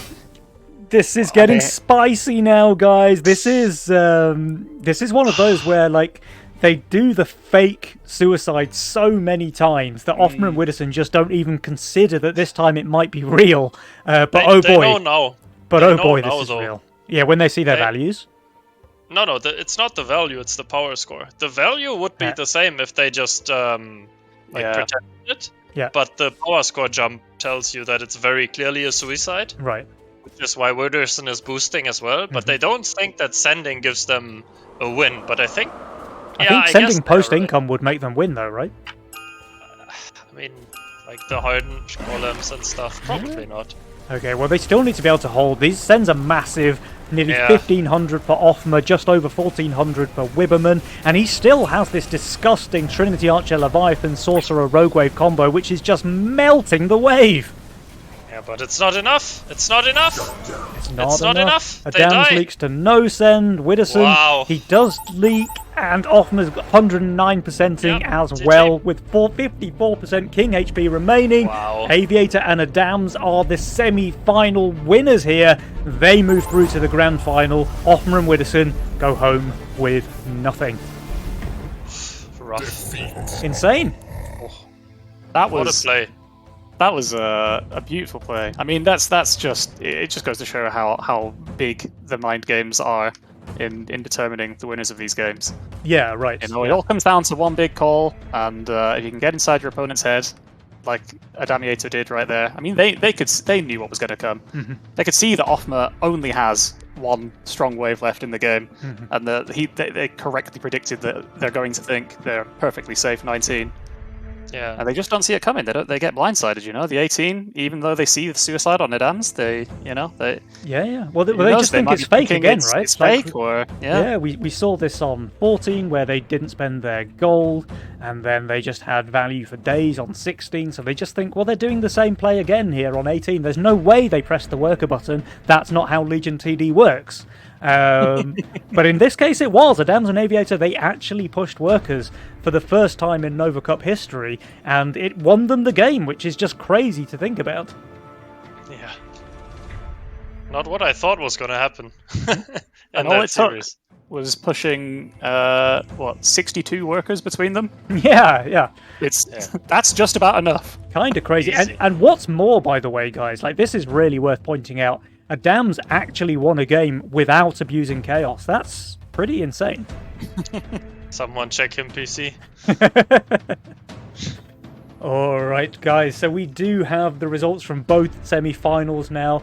It seems that in the other semi-final, Drakir and Lucy were able to achieve victory against Shadow Wings and Eidetic. So 0-4 Report and Ban Shadow are out of the competition.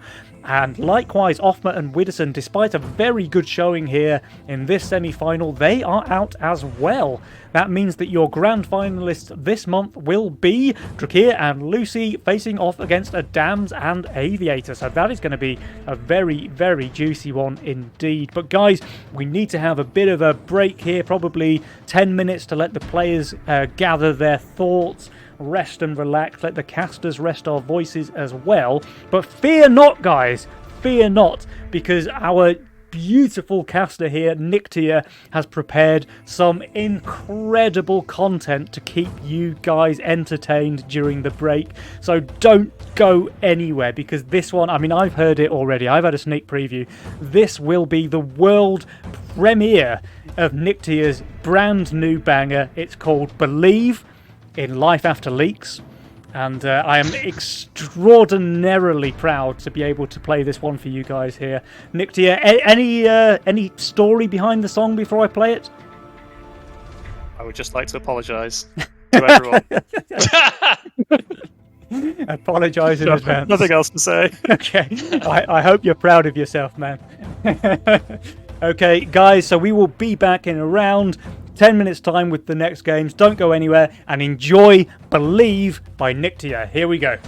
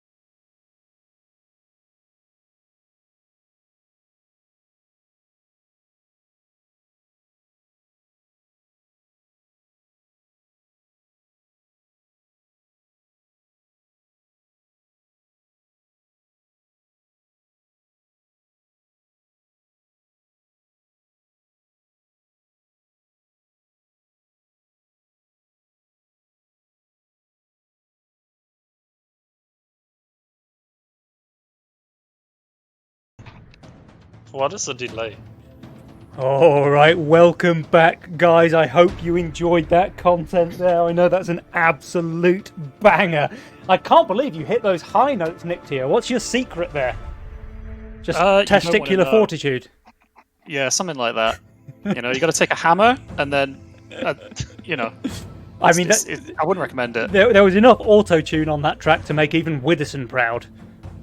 I don't know what you're talking about. There's not a single speck of auto-tune. That was all Just me. your natural vocals. Yeah. Yeah. I've been taking lessons. It's Oh, but guys, let's enough about the song. As incredible as it is, I think I'll probably play that one once more at the end of the stream. But enough about the song. What do you guys think about this grand final now? We've got a Damiator wanting to save Mythium, and they're facing off against, God knows what these guys' team name is. It seems to change every month. The Zookeepers, Drakir and FC Lucy. How do you feel about this matchup? I mean, changed in name only, right? This is the team that have played the most Nova finals this year. Is that correct? I don't know. I'm just saying it. But I mean, they're definitely tied for points with Widder and King, and I guess no matter what now, they're going to be the highest placing or highest scoring Nova team of 2023. But I mean, the gem in the cap would be the win, and I'm sure they're probably on most people's most expected list to win. You know, they're probably the favourites for everyone going into this. But I mean, I don't know. We've seen some spicy plays from Adamiator just now, so they can definitely take it. Yeah, I actually really like the way Adamiator played that last game. Like, I certainly like to give Adams in particular a lot of stick because of his disgusting habitual abuse of the Chaos Mastermind, but they played that one very, very well. I really like the way they mixed things up, because in all of the games going up to that point, they kind of did the same thing, where they didn't press the worker button, they shifted gold, and then they add 1,000 value on the next wave, trying to bait this end. And Offman and Widdowson, without a doubt, just thought that was exactly the same play there on the wave 18. I can almost guarantee that that's what's going through their mind. Don't worry, they didn't push, we're safe here on 19, we're very strong, we don't need to take the bait.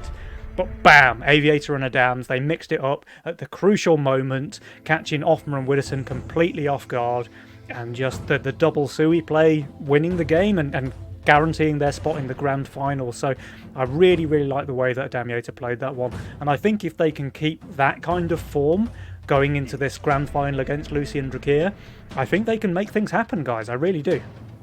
Oh, certainly. I mean, they didn't really present any flaws to their gameplay that could be abused. And they really played their cards very well, always had their win condition in mind and always knew exactly what they wanted to do and how they wanted to do it. And that's super hard to play against. And they also read what Offman and Widdowson were doing pretty well in general. Yep. So I guess, I mean, that's just incredibly hard to play against, especially given the additional pressure that it's a grand final now. Yeah, So it's anyone's game.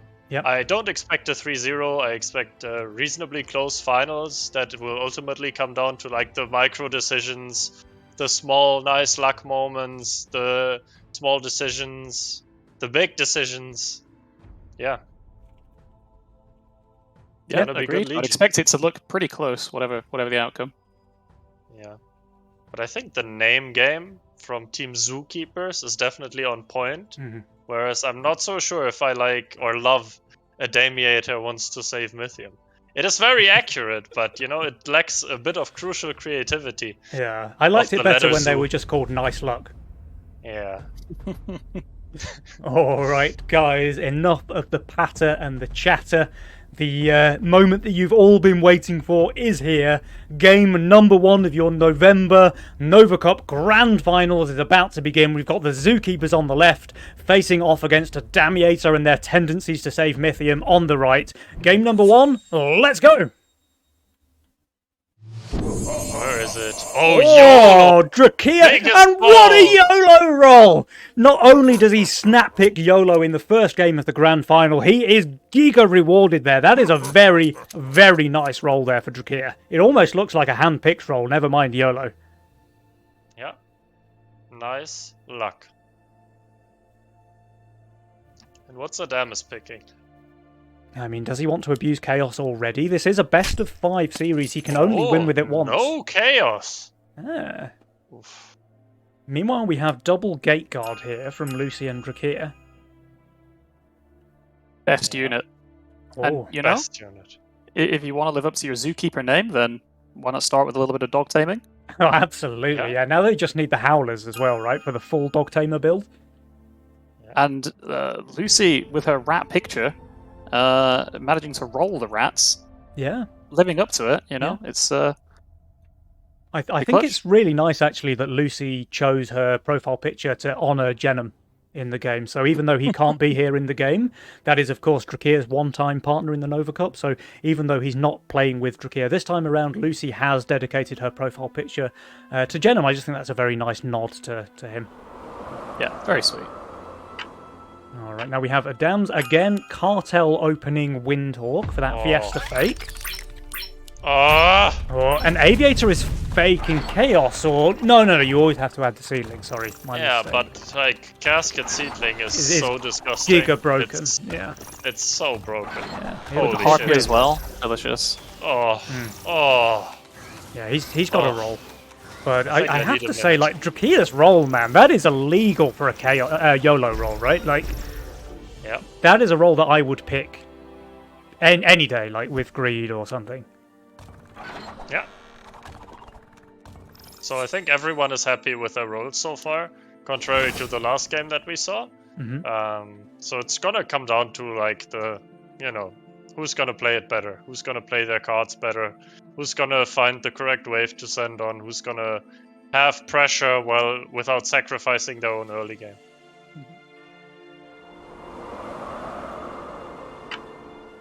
Yep. Adamus hasn't sent so far. He's still on the 9 income and he's saving his Mythium already. He is saving his Mythium. He gets Snail here.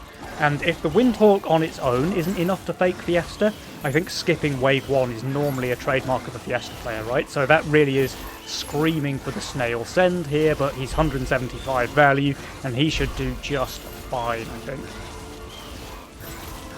I think he holds... Oh, maybe not. Maybe Maybe he a just pro gets the... Fake Fiesta continues. Oh, Yeah. Now he really looks like a Fiesta player. But Drakir has 6 workers, Aviator has Oh, 6 no. workers, and Adams, he can send a Dino in income here against Lucy. oh. There it is. There's the Dino. He can even... No, he can't quite afford the Snail to add. Yeah, but if Lucy doesn't hunt and stays... Oh, she pushed to 4 workers. Yeah. I think that's too greedy. I think you stay 3 workers and just, like, play it Giga safe. Drakir coaching. I guess Yeah. it's already, it's already Giga safe keeping both rats.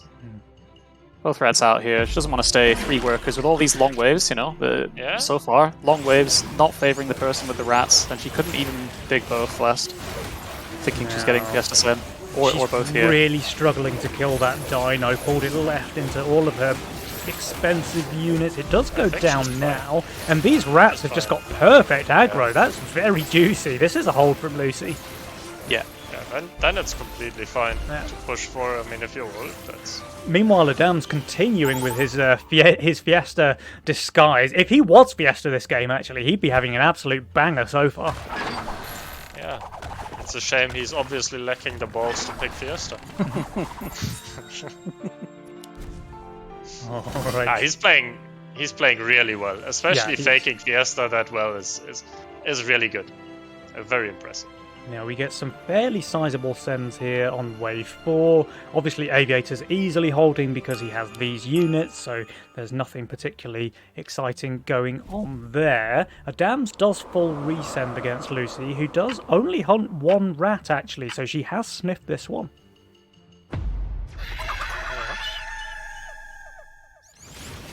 Yeah, and with But how- one pack rat above ground, I think Lucy's easily holding here. Yeah, I was gonna ask, like, how do you play against Casket Seedling Harpy? I mean, do you just go wave 6 now?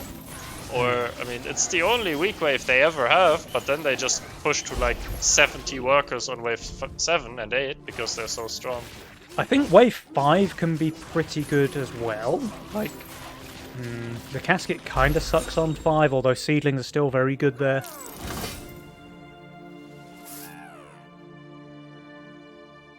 Alright, Aviator going for the Fiend resend into Drakir, but he has double Gate Guard.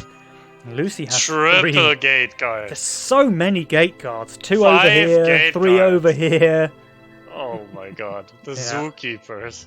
They're Yeah. really keeping a zoo right now. They're absolutely playing in character here in game number 1. Holy shit. Benny, can you give us a bit of a play-by-play on the Lucy side? Oh yeah, What the sure. gate Let's, guards are doing? we got to zoom in for this one, guys, because here is some BAM! Woof! BAM! Woof! BAM! Woof! BAM! Woof! And the wave It's goes probably for the down. best that the mic is cutting out there. Oh really? That's a shame. That means I have to just BAM! Woof! A bit more quietly. BAM! Woof! BAM! Woof! It doesn't have the same 10 impact. though. workers on Drafia. Yeah, that's He's very really nice. pushing hard now. With his illegal YOLO roll. That really is some nice luck, actually. I've got to say, like, we gave a Damsel the stick when he was high rolling with Chaos, but Drakir, this is a very high roll Chaos, a very high roll YOLO roll he has here in game number 1. Oh, and he's pushing even more. Yeah. He's giga pushing right now to scale to the moon. Mm-hmm. And Adamus and Aviator are not reading it because they're not sending here. And he's gonna be completely fine. His lane is gonna stabilize via income alone by like the time Yeah. wave 9 hits. Yeah. I mean, he has 12 workers, man. He's got 50% more workers than anybody else in the game right now. Yeah. What happened to Adams' power score, by the way? Yeah, I mean it's almost like playing Fiesta without actually being Fiesta is bad. Almost. Yeah, this think is he's gonna be 160 fine. cent. He should be fine, though. Yeah, there's 2 king ups in there as well. Oh, maybe? No, he's easily got this. Oh, Aviator is leaking though against he the is. Cannoneer. So he gets On cannon wave shamed 6. there. 60% leak to Aviator. We were watching the wrong wave. Yeah, that really hurts. I guess he's lacking a bit of tank value. Wave 6 is your only weak wave with that build, so Yep. I think he had to protect it a bit more and respect the send a bit more because of rats. Yeah, and Adams, although he held his own lane, he does not full cover, so we do have first blood going in favour of Drakir and Lucy. We do, but the pressure is entirely in the hands of Adamiator now. And I guess, yes, Aviator's weak wave was 6, but look at how strong Adams was there with the 2 infiltrators and knowing he's getting a Violet. I guess Okay. more importantly, thinking he wanted to protect 7 for Adams, and their builds are complementing each other quite well here, and they're doing a bit of starvy, so And They're happy Lucy with- and Drakir, I think they know the send is not coming 7. We have a double hunt here from Lucy. Drakir, though, with the board drop that Julian was maddeningly pinging for a while there. Pretty solid on 7, but really a not great unit on 8. I mean, I don't think it's that bad. It's just the problem that he's probably getting an ogre, and I don't see him killing an ogre. He might do what he usually does, which is get an orchid and boost it, and that's okay against the ogre. Let's But- see, because both the Dams and Aviator have 200, and there is Yeah. one yellow guy, there's the other yellow guy. So yeah, there's double ogre here for Drakir and Lucy But there's to a deal halo with. here to kill it. And yeah, there is the fully boosted orchid, so the Drakir special, if you like, and the halo from Lucy is very juicy as well. I mean, she's just plus 55 value here, Julian. Yeah, value, kinda good. But I'm not sure if she's gonna full hold. If she doesn't, it's kinda hurting. Yeah, 7 But, workers is really rough for Lucy here, wave 8. Really rough. I mean, the income is totally in the favor of Drafir and Lucy, so if this doesn't do a lot of damage, they are very fine and Yeah, very look, far that orchid ahead. is just deleting the ogre here from Yep. Drakir. It's already dead. Meanwhile, Lucy's halo is already on the ogre as well. Is this just 2 full holds here? This is Looks like BAM! yes. Woof! Bam! Woof in action. Woof! Imagine thinking you can leak gate guards on 8, guys. It's impossible. Although Drakir, he is leaking. Okay, so I take it back. 67% there from Drakir, but Lucy, not only does she hold, I think she's got more than enough left in the tank to full clear mid as well. Yeah, and you were saying like 7 workers hurts her, but look at the income. She's on 131, Yeah. which is just as much as Adamus and Aviator have, and Adamus is on Cartel. Yeah, So yeah. this is looking really rough for a Damiator. Yeah, it really is, and it's kind of misleading Lucy's work account because she's been treasure hunting those rats most of the Yeah. waves. Yep. Yeah. And now And she's now 12 Drakir just gets to workers. storm ahead. Mhm. He's still pushing. Yeah. He's up to 16. Yeah. Yes, he's He even did dropping also- the rangers to Yeah, cover he himself. I think. re-rolled, right? He re-rolled. He Like, did. Yeah. His YOLO roll was insane, and now he has like 4 new units that he didn't have in his first roll. So he also lucked out on the re-roll. Yeah. I think he swapped the infiltrator for a Lord of Death, and he picked up an Aqua somewhere along the way as well. Yeah, and he sold his he re-rolled his Scallywag, his pirate thing. Yeah. The cheap Graal essentially. He got rid of his gate guard as well. They seem to think that 5 is enough so far for these guys. Yeah. Don't know. I mean, can there be enough gate guards? I don't know. 19 workers on Drachir. Yeah, This that's is a looking juicer. kind of rough. Yeah. I mean, this is the power of YOLO, right? If you get what essentially looks like a hand-picked roll with YOLO, then you just have the best income in the game and no downside like Cartel has on Wave 11, which is just incredible. And we have to say, Drakir really, really has a nice role in this game. Yeah. But he's also playing it super well. Oh, like, he he read is, the yeah. game completely correctly to really hard push for Wave 6, knowing that he could get away with it, like, because they were going to save for Wave 8, and now he's just storming it because of it. I mean, Just look at his income. Sorry, go ahead. he's got the income. He's got the workers. He's just been income sent again, and this is another game with Creditor. So if he wants to take advantage of that, I mean, he has no obvious weak waves.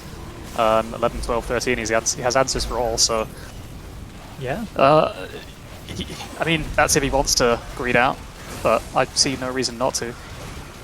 Yeah, and Uh, Lucy he- saved. Well, Adams And is going he- for a bit of a leak here. He's getting fiend shamed. He sure is. Drakir opting not to push here, by the way, after getting income kings again. Yeah, so he's definitely creditoring then, right? Yeah. Oh, That's Siege Ram. Aviator, what is your answer? I mean, he has the red eyes, right, which is fantastic on Wave 11, but that Siege Ram just shuts down so much of what Aviator wants to do. Yeah, he has one Berserker, but that's going to take time to get through the Siege Ram. Yeah. And all Yeah. of his DPS, meanwhile, he's got the AoE Iron Maidens getting shut down, he's got the Sky Queen getting shut down, even this Chloropix is going to be effectively 0 value. yeah, and Drachir is just keeping up the scaling, whereas Adamus and Aviator, they go for the embargo play to try to hit like 13 or 14, but I don't see Drachir leaking there with his scaling. No, I mean, Drakir is just going to the moon, right? He's on nearly 300 income already here on Wave 11. He's having one hell of a game. And yeah, just look at this ram against Aviator. It's so hard for him to deal with. The casket spell's just totally wasted. It does now go down, but it's almost too late at this point. Now both caskets are dead. They only got one spell on the wave. The Berserker is soon to follow. The Sky Queen, she stands no chance in hell. That's an 86% leak there from Aviator.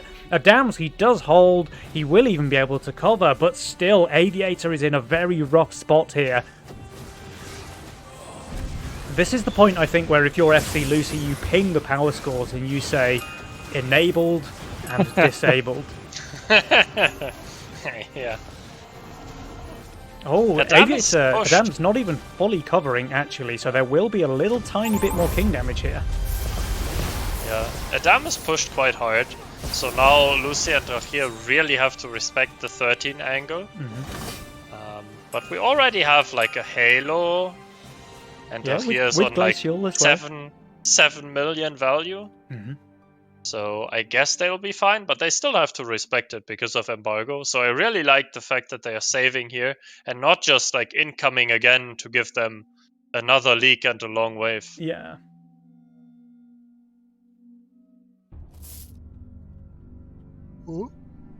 And Drakir, he's 200 over value. He's even shifting 200 gold here. He's clearly not scared. Yeah. I mean, with his build, I would also not be scared. I mean, this was the purpose of him not pushing after the 10 cent, right? He gets to Creditor full value for the next 3 waves and still build to be strong.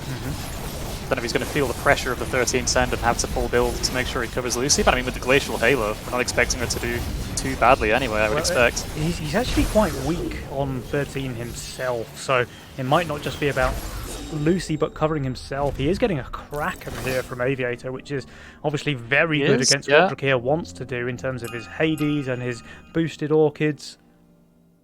Yeah. But Triple Daphne is not horrible against the Kraken. No, they're pretty good Kraken busters, that's for sure.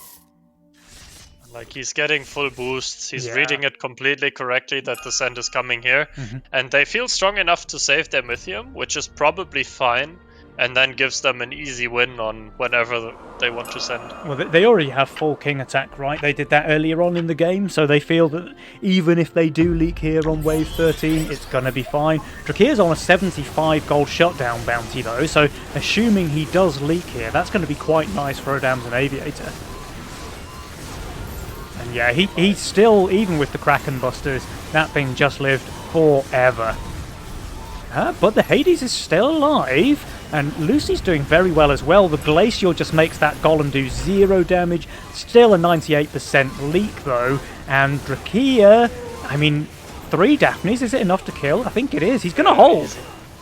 But I'm a bit worried because he kinda has to keep another zoo in check, and I'm not sure if his 3 Daphnes are enough to keep that zoo in check. But the Froggos are starting to die to no send. The decay mechanic kicking in and clearing off a few of those, and they take very little king damage, still 83% HP, and now Jules is absolutely loving their chances. 71% win chance there for Drakir and Lucy. They're so far ahead economically, guys. Drakir 31, 32 workers. Is he still pushing? He might be. No, I think 32 is where he settles. But they have so much Mythium as well. Nearly 700 for Drakir. Lucy not far behind. Adams and Aviator, they're just in a lot of trouble here, guys. When do you think the send is coming? I would assume it's 15 with the push from Drakir. He does in fact sell a little bit of trash to get that 33rd worker. So it's looking like a 15. Obviously they're showing not the worst builds there, but I mean these sends are going to be. I think it's the correct play in my opinion because they are strong on 16. Yeah. And like you would say, Adamus, oh, he's so strong on 15. He has Hades, he has Steeds, but he with has which nothing unit? to kill a Kraken, right? Yeah. And he's getting 2 of them. How is he ever killing 1 Kraken? Yeah. And there's 2 coming to his lane. Yeah, absolutely, absolutely. They're getting a send of their own, though. Adams and Aviator, they are going full send here. Drakir getting the Rogue Wave upgraded. The only spell damage he really has is the Red Eye charge, so I'm not sure how good that value is, but I'm sure Drakir knows better than me in this case. Adams and Aviator, they have quite a lot more value, but of course the sends they're receiving are much, much bigger as well. Yeah, and there's still full king attack on Lucy and Drakir, so even if they leak, say, 2 bosses, they will never die. Whereas Adamus and Aviator, they have no king attack, so they can very easily die here. Yeah. Alright, look at this, 1080 Mythium for Adams on wave 50. And even L1 joining the party. Wow, yeah. Oh, I mean, the Centaur dies very, very quickly, of course, but it's done its job regardless because that second Kraken is just not even dying. So, Adams, he was barely able to kill the 1 Kraken, he never makes it through the second, and not a single creep of the wave is dead. Meanwhile, Aviator leaking 112% as well. They have 90% King HP, but not 1 King attack upgraded. I think these guys are just dead here, wave 15. And Drakir holds. And Drakir holds, adding insult to injury, holding with the half HP Daphne. Oh wow, really? It was that close? But yeah, this is over, guys. Drakir and Lucy storming their way to victory here in game number 1. Very well played. What a masterclass. It really was. I mean, it felt like they were in the lead for, and yeah, the graphs do say in the lead the entire time. I mean, Drakir, you know, there's basically 3 greed players in the lobby, but one of them gets +2 income. Yeah, right. I mean, his role was just absolutely insane. This seedling, infiltrator, skelly, gate guard, Badger and Lord of Death is a very, very playable role in its own right, but if that wasn't enough, he even rerolls there on Wave 7 and fills in the gaps with things like Ranger, Boar, Aqua, and he just has an incredibly strong role. But he played it extremely well as well. Like, he's 12 workers already. He got that on Wave 5, right? Like, he already had it at the start of Wave 6. Yeah. That was, That's what wins the game. Like, his he's decision to not add for Wave 6, essentially, and read the game that they will go 8 on him, and that by that point it will be completely worth it, even if he leaks there. Yeah. This decision puts him so far ahead that he can just easily carry the game. Yeah, he's just getting so much more Mythium than everybody else in the game. And, he really carried that snowball. And I have to say as well, Lucy did a very good job of cringing Aviator to enable Drakir, right? Like, Yeah. she sends on Wave 8, she goes for this massive 420 send, blaze it on Wave 11, Aviator leaking 86% against that, despite being on 1800 value himself. The Siege Ram was just surgical against everything that he had on the field.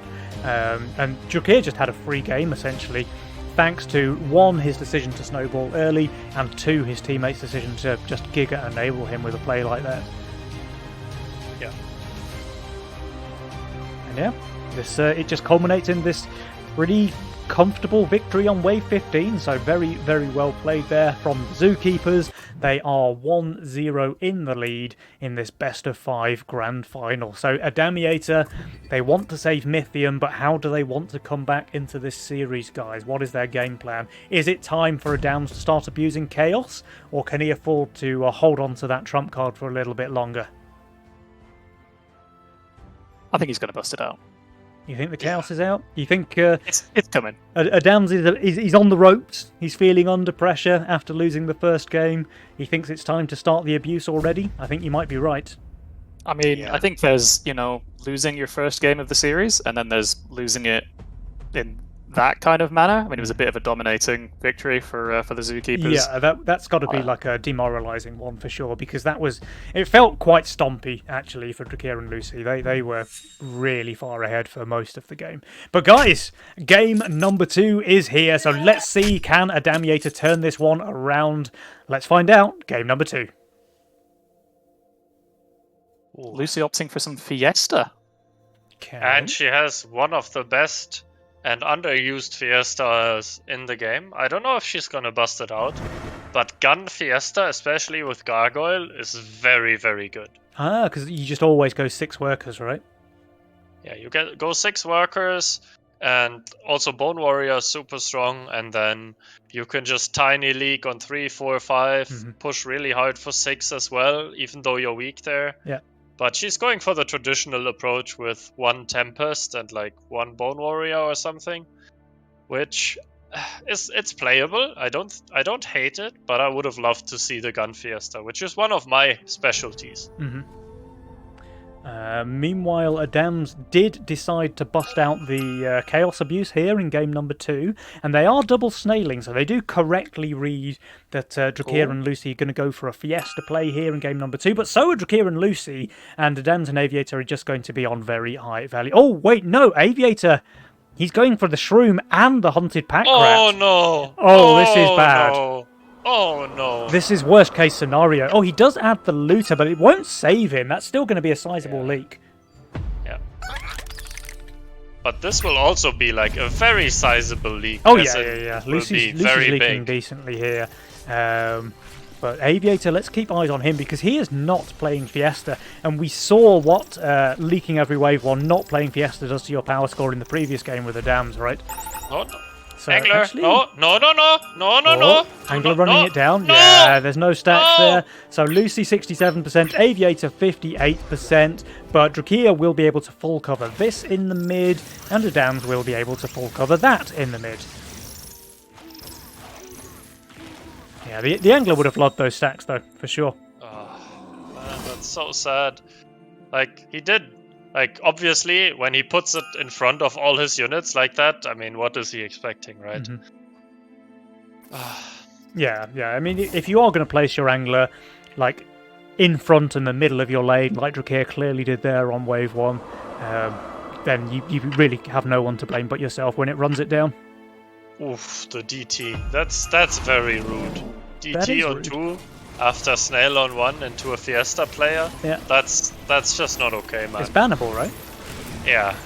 But the Tempest is still doing very nicely. It should be able to ignore the DT, and it does. So that does let him clear up a couple more there. Lucy leaking 73%. It's still quite a bad leak, honestly. This time the Angler stays alive, but very little else does. And Drakia will not be able to cover very much of his teammates' leak here in the mid. In fact, he doesn't kill What? anything. What? Oh, he does. He gets one. He gets one. Okay. Easy. 1.2 mana. Yeah. Easy game. I mean, Lucy's Fiesta is going decently so far. Well, decently for a Damson Aviator, that is. Got him! I think Aviator is about to cosplay Fiesta a Oh little yeah, bit that more here. Fiend He is decently undervalued and nothing to kill that Fiend. Yeah, the Fiend is kind of rough. I mean, he probably has to just play down... okay, he actually sells the Rat and goes for a Tempest, which is... That won't save him. That's worse. That's worse than the Pirate. It is at because the least some pierce Tempest- damage into the Fiend, right? Yeah. I guess. Kills it It's quite been a decent quickly. split, tank. It's also tanking the Fiend, right? I think the Okay, Tempest well, was I mean, tanking if the he Fiend. gets the 3-way perfect aggro split, Yeah, he's yeah, fine. yeah. Let's just nice luck that, shall we? I guess it's probably also good position. It's really good positioning, yeah. We have to give Yeah. him that one. That was very Wow. solid positioning there from Aviator. That's pretty impressive. Yeah, I think he's not supposed to hold there, but he does with the perfect three-way aggro split. Yeah, and now he's maybe taking a risk. Oh, he has 150 gold. Oh, he just adds the Growl and plays it very safe, I guess. Yeah, Drakia 425 value. He does upgrade the Bounty Hunter here, so he's going to be totally fine. Lucy, I mean, she's looking okay as well, only getting a 60 cent. Yeah. And Adams, meanwhile, he's getting 2 DTs, but he is, of course, and in true Chaos fashion, heavily overbuilt here in the early game. Yeah, I think he's trying to match the zookeepers by being a beekeeper himself with the 5 buzzers on his lane. Yeah. And they are obviously quite strong on the 4th wave.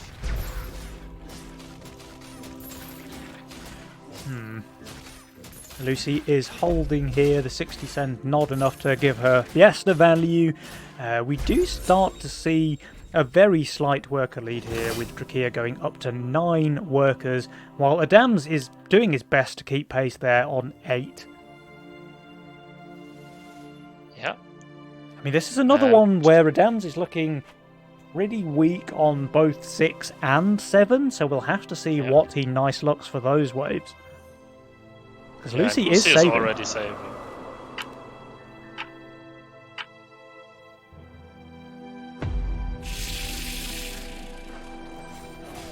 Drakia is just scaling with his bounty hunter. 9 workers with a bounty hunter, highest workers in the game by wave 5. That is very, very good for him. Aviator receiving a dino here. Looks like he's going for a bit of a leak. Not too great for the cartel player here, although he is killing quite a few of the scorpions at least. This is actually better than I thought when I looked. So 56% there. I thought it was going to be a bit worse than that. He did treasure hunt, but that's fine. Lucy is holding. She now goes up to 10 workers. Wonder if she decides to go 11. That might be a bit too risky for her. Yeah, and she has 140 Mythium. I wonder if she's going here. No, she's going for El Crinjo for Mr. Ogre on wave 7. And I'm not sure if Adamus is going to do super well against it, even though he has a decent solution with the Pegasus and the Atoms. Yeah.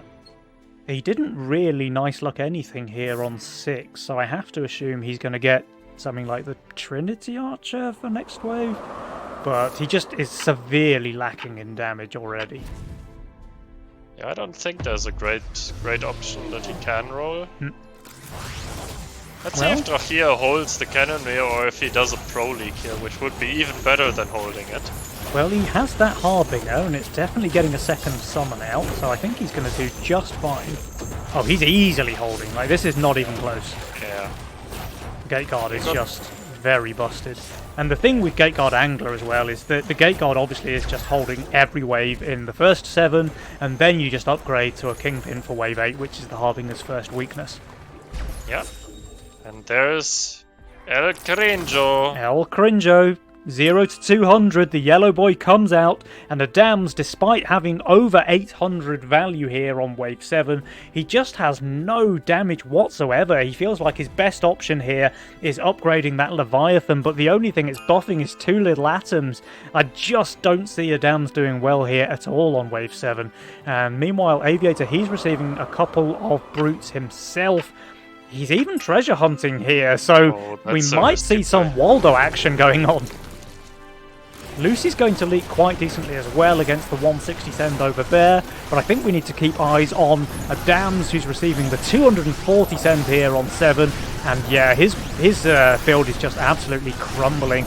The Ogre just demolishing him there, 86% leak, and indeed we do see a little bit of, oh, wrong emotes, Waldo action there from Aviator. That's so loud. That soundboard is so loud. 53% there from Aviator when he really needed to cover his teammate, and as a result they are losing a lot of King HP here on wave 7. Meanwhile, Drakir does cover his Fiesta teammates' leaks, even generating the Bounty Hunter value over there as well. And yeah, now we see this Kingpin coming out wave 8, the first wave where he could potentially have leaked, and he's just looking very, very solid. He gets a resend here from Adams as well. Expect Drakir to just full push the workers here. He's going to go up to, what, 17, 18 workers? Yeah, I guess. I mean, however many he can afford. And, like, he's already doing very well in income. And now he has his power spike, where usually you are behind before you hit the power score, but he was already ahead. So it's gonna be really rough for Aviator and Adams to come back from this deficit. Yep. I honestly don't really see a good play that they could aim for at the moment. Yeah, it's feeling rough already, and like even Jules is thinking the same way. He's giving Drakir and Lucy a 62% edge already here, and we're only on wave 8. And that was before the Kingpin power spike, by the way. Now that edge has gone up to 66%. Drakir's on fire. 50 gold shut down already on wave 9. He's having a hell of a game. And we saw in the first game, right, how dangerous Drakir can be when he snowballs. Well, he certainly managed to snowball once again here in game number 2. Yeah. Aviator is still hunting, you know. He's showing some signs of life with his 10 workers, but it's going to look real rough in a couple of waves' time when that cartel hits in. And Drakir's obviously already negated the cartel drop. Yeah, with his Aviator has not. Aviator's going to be in a really rough spot, actually. He does go for a full income send here on 10, where Lucy's not looking phenomenal, but we see she has that Avenger in her role, which should change things if she decides to play it. Oh no. Oh. They save They are him. saving the Mythium. Oh, well, there is overwork in the game, guys, and that can be very, very dangerous against Aviator and Adams, actually. Yeah, and the thing is, like with this Zen, now they just give them the free overwork for wave 12. Yeah. Where Drakir and Lucy are super strong as well, so they can play around that power spike, are not worried about 13, can maybe even end the game on 12, and it's just like, yeah, smooth sailing from here. Alright, so Drakir should easily hold here with his lifesteal Kingpin. He's even sniping out the cannon here, by the way. Lucy might go for a pro leap, but that's just brilliant if she does, because 1, she's Fiesta, 2, they're long saving already, and this will just give them even more time. It looks like she will. It's kind of close though. I mean, this is just a beautiful Fiesta here from Lucy on wave 10. Perfect. That's a very juicy pro leak, actually. She gets even more time for this long save that they're doing. Do they send on 11? They don't. They keep on saving Mythium. It's a massive overwork play. This send is going to be immense, guys, on wave 12.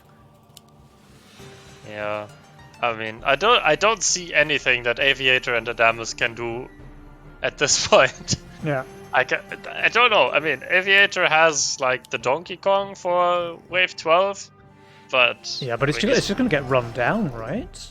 yeah. Well, he actually has the it's- Donkey Kong here for 11 because of the sacrifice. Yeah, but I don't think it's gonna be like making that much of a difference when there's like a 600. Like, what is it gonna be? Like 700, 800 cent coming? Yeah, the sends are going to be huge. I mean, Drakir already has 600 and Wave 11 has only just started. Let's see now if Lucy is able to Pro Leak here. It's only a DT Snail, so I think she should do fine. She's very strong on this wave, which is almost a shame because a Pro Leak here would have just been crushing on the side of Drakir and Lucy. Yeah, but Drakir takes a sweet time to clear because he has one unit, which is the Kingpin with lifesteal. So I'll come back tomorrow when he has cleared the wave. Yeah. It's a very, very long overwork play here, and we can see Drakir is nearly on 800 Mythium already. They still saving. They save? Oh, Oh, still that's save, just okay. cruel. Yeah, that is That's cruel and just unusual. cruel. They say, okay, Adamiator, we see you wanting to save Mythium. Well, we can save a bit of Mythium ourselves. And Drakir even has 69 income as well, which is pretty nice. Nice. So clearly, clearly playing the long con here in game number 2. Oh my god. Yeah, I say he's negated his cartel, but choosing to save from 8 to 13. Yeah. He's you know, for the memes. He does have 100 gold shutdown right now. He's just farming shutdown value. Lucy might leak here even. I guess not. I mean, it's 1400 value, but it's insane value. Yeah. And they even keep incoming on the Damiator. Yeah. If they had saved, like, maybe they can go for, I don't know, a cheeky 4-eye send or something. Also deal a lot of king damage, somehow survive, but like this, I mean, they just die next from 100 to 0, and Yeah, I they're mean, these only on sends are huge. 80%. These sends are really, really huge. So Lucy with the double Kraken, Drakir with the double 4-rise pack mole imps as well. What do you want to send? Yes. Yes, yeah. These I think are, the answer is yes. These are some truly incredible Wave 13 sends here from Drakir and Lucy. And I think Aviator and Adams, they know they're in trouble here. Now, sure, Adams has the Fatalizer. He still has Sacrifice as well, but... Okay, what? He sacrificed his... What did he sell there? Golem? I don't know. I didn't watch his lane. Yeah, I think he must have sacrificed a hardened golem. It was 400. Oh, it was a samurai. upgraded samurai. The samurai, yeah, okay. But these sends are a massive, massive here. 1060 Mythium for Aviator, 940 Mythium for Adams as well. Aviator is just getting run over with all of that magic damage, deleting his King Claws. Now the Dread Knight is exposed, it dies. That is a massive leak. And Adams is not doing very much better. He does kill one more with the Fatalizer. 201% leak there from Aviator. I think that's the biggest leak we've seen so far. Oh. Adams not far behind, 122%. And yeah, this is... I think that's a baby leak farm. this looks like a GG here with Kia Yeah. and Lucy. Yeah, they are storming their way through this grand final, it seems. 2-0 back to back. Yeah, and 2 games in a row where Drakir's on fire by Wave 9. He's put on a clinic right now. Yeah, Yeah. and Aviator and Adams, they really need to address that because it seems that when Drakir gets to have his way with the game, he just snowballs extremely hard. He's done it in game number 1, he's done it again in game number 2, and yeah, this was just really brutal performance from Drakir and FC Lucy. Like, again, we look at the graph, and again, they're just in the lead all the way from Wave 5 until the victory there on Wave 13. But this 1000 send on 13, 200% leak there from Aviator. This is rough, man. Really rough. Yeah, that's kind of cruel. It's been a while since I've seen a 7 to 13. It's a bit... 7 to 13. Well, the thing is, guys, right, let me just explain, because they didn't want to do that, but they just felt like they had to, you know? They didn't want to play that cringe, but they just had to. So Yeah. This is the risky run. income sending Mm-hmm. whilst being cringed to. You know, Yeah. you've got to at some point you have to take the risk to save a wave or two, or you're simply giving them free reign to keep tee-hee-heeing Yeah, right. Yeah. one further. But at the same time, like, what else can they do? They're under so much pressure by that point. Like, once they've been saved from 7 till 11 already, they're Yeah. really under pressure at that stage. So, can they afford to skip a wave in the hopes that Drakir and Lucy are not going to send on 12 with their overwork? Like, that's you can it's a get into a really cycle hard call real to quick. make. So For they sure. just Yeah. they keep on income kinging, and Drakir and Lucy keep on taking advantage of it, and that results in a 200% leak on 13. Adams and Aviator, they've got to be feeling pretty rough now as we go into game number 3, right? Yeah. So It has to be. So with that said, like, how are they going to bring this one back? We're about to find out, guys, because game number 3 is here. These players are not messing about. They're straight into the next game. Let's go.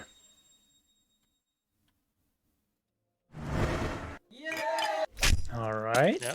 Now, Adam's back on the Chaos Abuse. This time, Drakir and Lucy, they're playing Fiesta Cartel again. They do switch it up, though. Now it's Drakir's turn to play Fiesta. Yeah. It is. I mean, I guess the best Fiesta Open he has right now is Tempest and a Fist. I don't know. I think Tempest Fist is probably quite often just holding, unless you do some, like, janky positioning where the one of those units full tanks. He I don't rewrote play on Howlers one. enough to know how many you need to Fiesta. spam to Yeah. quite hold. Yeah. He does reroll on 1 though, as Julian says, so let's see if he picks up anything better for his Fiesta there. Meanwhile, Adam's on the Green Devil opener and Aviator back on Greed. I mean, they have to be feeling pretty rough after the way the first 2 games went. And yeah, Drakir, he actually rerolled into the Consort, so very good presence Nice. of mind there to press the Wave 1 reroll. He is rewarded. Consort, one of the best Fiesta openers. He's even snailing Aviator, but I think... well, Aviator will open with a Fist, so it's kind of RNG now. Yeah, but Fist is so strong now after it got buffed a million times that it It almost just nearly always follows. holds. Yeah. Yeah, and he does get the snail on Drachir, so that will put him a bit behind, but I don't think it's like a lot, and I don't think he will be too worried about it. I think he's just happy to see, like, okay, Fist, now I have pressure for 2, I have pressure for 4, I have pressure on 6. Like, he already knows how to play. And yeah, so Aviator like instantly killed the snail as soon as the Oathbreaker popped off, so that's just pretty much a guaranteed hold for him. And really good presence of mind, by the way, this king up on Lucy. So 3 out of the 4 players send a snail, but they do not send one into Lucy because of course she was Fiesta last game and cannot pick it again with Conquest. 54% win chance for Adams and Aviator already. I think Jules is really... Yeah, Jules is swinging it. Drakir, let's see if he adds the Buzz here, because he is getting a resend. Lucy's Yes, playing Lucy's- Turbo Safe, She's really committing to the, covering for Drakir. but now that she This gets is- this snail resend, she can probably just go 6 workers herself. Yeah. Yeah. Yeah, of course. For fun. For fun. For free. Now, Drakir's going to go for a bit of a leak here with his Aqua Consort. He did get 1 snail. In fact, he's doing very well. He's going to kill another couple. Wait, is he even just holding? No, that's perfect Oh, for it's him. perfect. Wow. Okay, Wow. the single creep Fiesta leak. That's an absolute juicer there from Drakir. That's really good. Lucy playing safer than I imagined, though. She does stay on 5 workers. She adds another 60 value here, but I suppose she's expecting Drakir to go for a bit of a leak again here on wave 3. Yeah. It's a bit weird. I mean, this is how Lucy always plays when I send her. She's like plus 50 on every wave, and it's incredibly fun to send into someone that plays like that. And I'm very happy and quit the game afterwards. Yeah. So but she hasn't played like that so far, so I was very surprised. But this is vintage Lucy. Yeah. Fast and aggressive. Fast and aggressive. Alright, so Drakir is going to go for another bit of a leak, I feel, against the 40 send. Aviator receives 60, but he's on 305 value, so I think he's going to be very fine. And actually, this Angler's just speed running full mana. Unless he's just holding. Oh, Drakir is just holding, okay. But that's also fine. Like, he's on very high workers, so you don't have to leak every wave as Fiesta to get the advantage, right? It's more that you can just push very, very hard. Yeah. No, Adams. No. No. Don't get your mask killed. Oh, I'm not sure if that mask is living, and if it dies, I'm not so sure. I mean, okay, it's 425 value. It's a Dams. Never mind. Yeah, I guess I think it's he's gonna fine. be okay, yeah, he is chaos abusing to his full extent. The Dino mask is getting does die. attacked by everything, but it will die, you're right. Yeah, so we'll have to see. I guess it's fine because Yeah, I it's think- enough value. Meanwhile, Aviator is looking pretty fine as well against the 40%, though his Angler does go down. And yeah, Adems is just very, very easily holding there, but so does Drakir and Lucy. Yeah, and the thing is, like, look at the income. Drachia Wait. started with 0 income, and Adams started with 5, and Drachia is already ahead in income on wave 4. Yeah, So this playing safe with Chaos is really, like, kind of biting him right now. What's this little green guy, though? I don't think we've seen much of him so far. Does anyone know what that is? Let's get 'em, boys. I think it's a special mercenary, and its only It's the ability -3. is -3 Minus income, 3, yeah. yeah. Alright, so, I mean, Drakir is full sending here against Aviator, who did go for the Deep Coiler upgrade. Not amazing on 5, but not terrible either, truth be told. Yeah, and it's gonna tank the Brute, It is but the gonna thing tank the is, Brute. now he has nothing to kill the boss, which might be a bit of a problem if the Yeah, Coiler is dies to the tanking Brute. forever with only the boss on it. Yeah, but he's Oh, he's leaking going to the have a boss. Scorpion King incident, right? Yeah, Uh-oh. 56% there. Aviator, not ideal because he's very high value as well, right? He's nearly 500 value here. But Adams is highest workers in the game and has a lot of Mythium saved up, so he has some pressure on Drachia. He does. Let's see if he can get some leaks out of the Drachia man. Oh, this is another first blood going to the side of Drakir and Lucy, though. I mean, it's not much. The king is still on 100% despite taking a couple of taps there. And I have... Oh, Drachia isn't expecting the 7 send, because he's building this. He sent 1 snail, and I was about to flame him, because he needs 200 for a halo, and he had 196. But clearly he didn't want the halo, but I don't know if that's the correct decision. The Slime Siren is really not bad on wave 6, though. The No, it's impact not. damage is solid, and if it gets full mana, the triple blobs just kind of negates the wave 6 ability, right? Because they're all individual Yeah. targets. Yeah, it's a very good thing, and I don't know. Oh, does it get full mana? It's It gets close. full mana. No, it doesn't get No, full not mana. full Oh, that's mana. devastating. He's going to leak pretty badly now, actually. Yeah, wow. 76% leak there from Drakir, and Lucy is holding, but she's not going to cover anything, I don't think. Well, it does attack the low HP one, so a nice bit of luck there for Lucy. I mean, Drachia won't be too mad about it because he had good push with Fiesta, and now the Slime Siren gives him very good push for 7 and 8, whereas the Halo would have probably done better on 6. But is it really worth it if you have to play safer afterwards? So I guess it's fine for him as well. Yeah, And Lucy already cringing again. Oh, she loves it. I mean, it's the game plan that worked the last 2 matches, right? Just Yeah. enable and Prage. It certainly did work in the first 2 games, with the Drakir just giga snowballing his way to victory. Yeah. Alright, the 140 send against Aviator, but I think he's going to be more than fine there with his 845 value on wave 7. Yeah, and he has Pegasus Angler, so he also has quite a bit of scaling and egg in his role. So he's trying to get like the other kind of cheap value, like not income, but just, you know, have value via your units.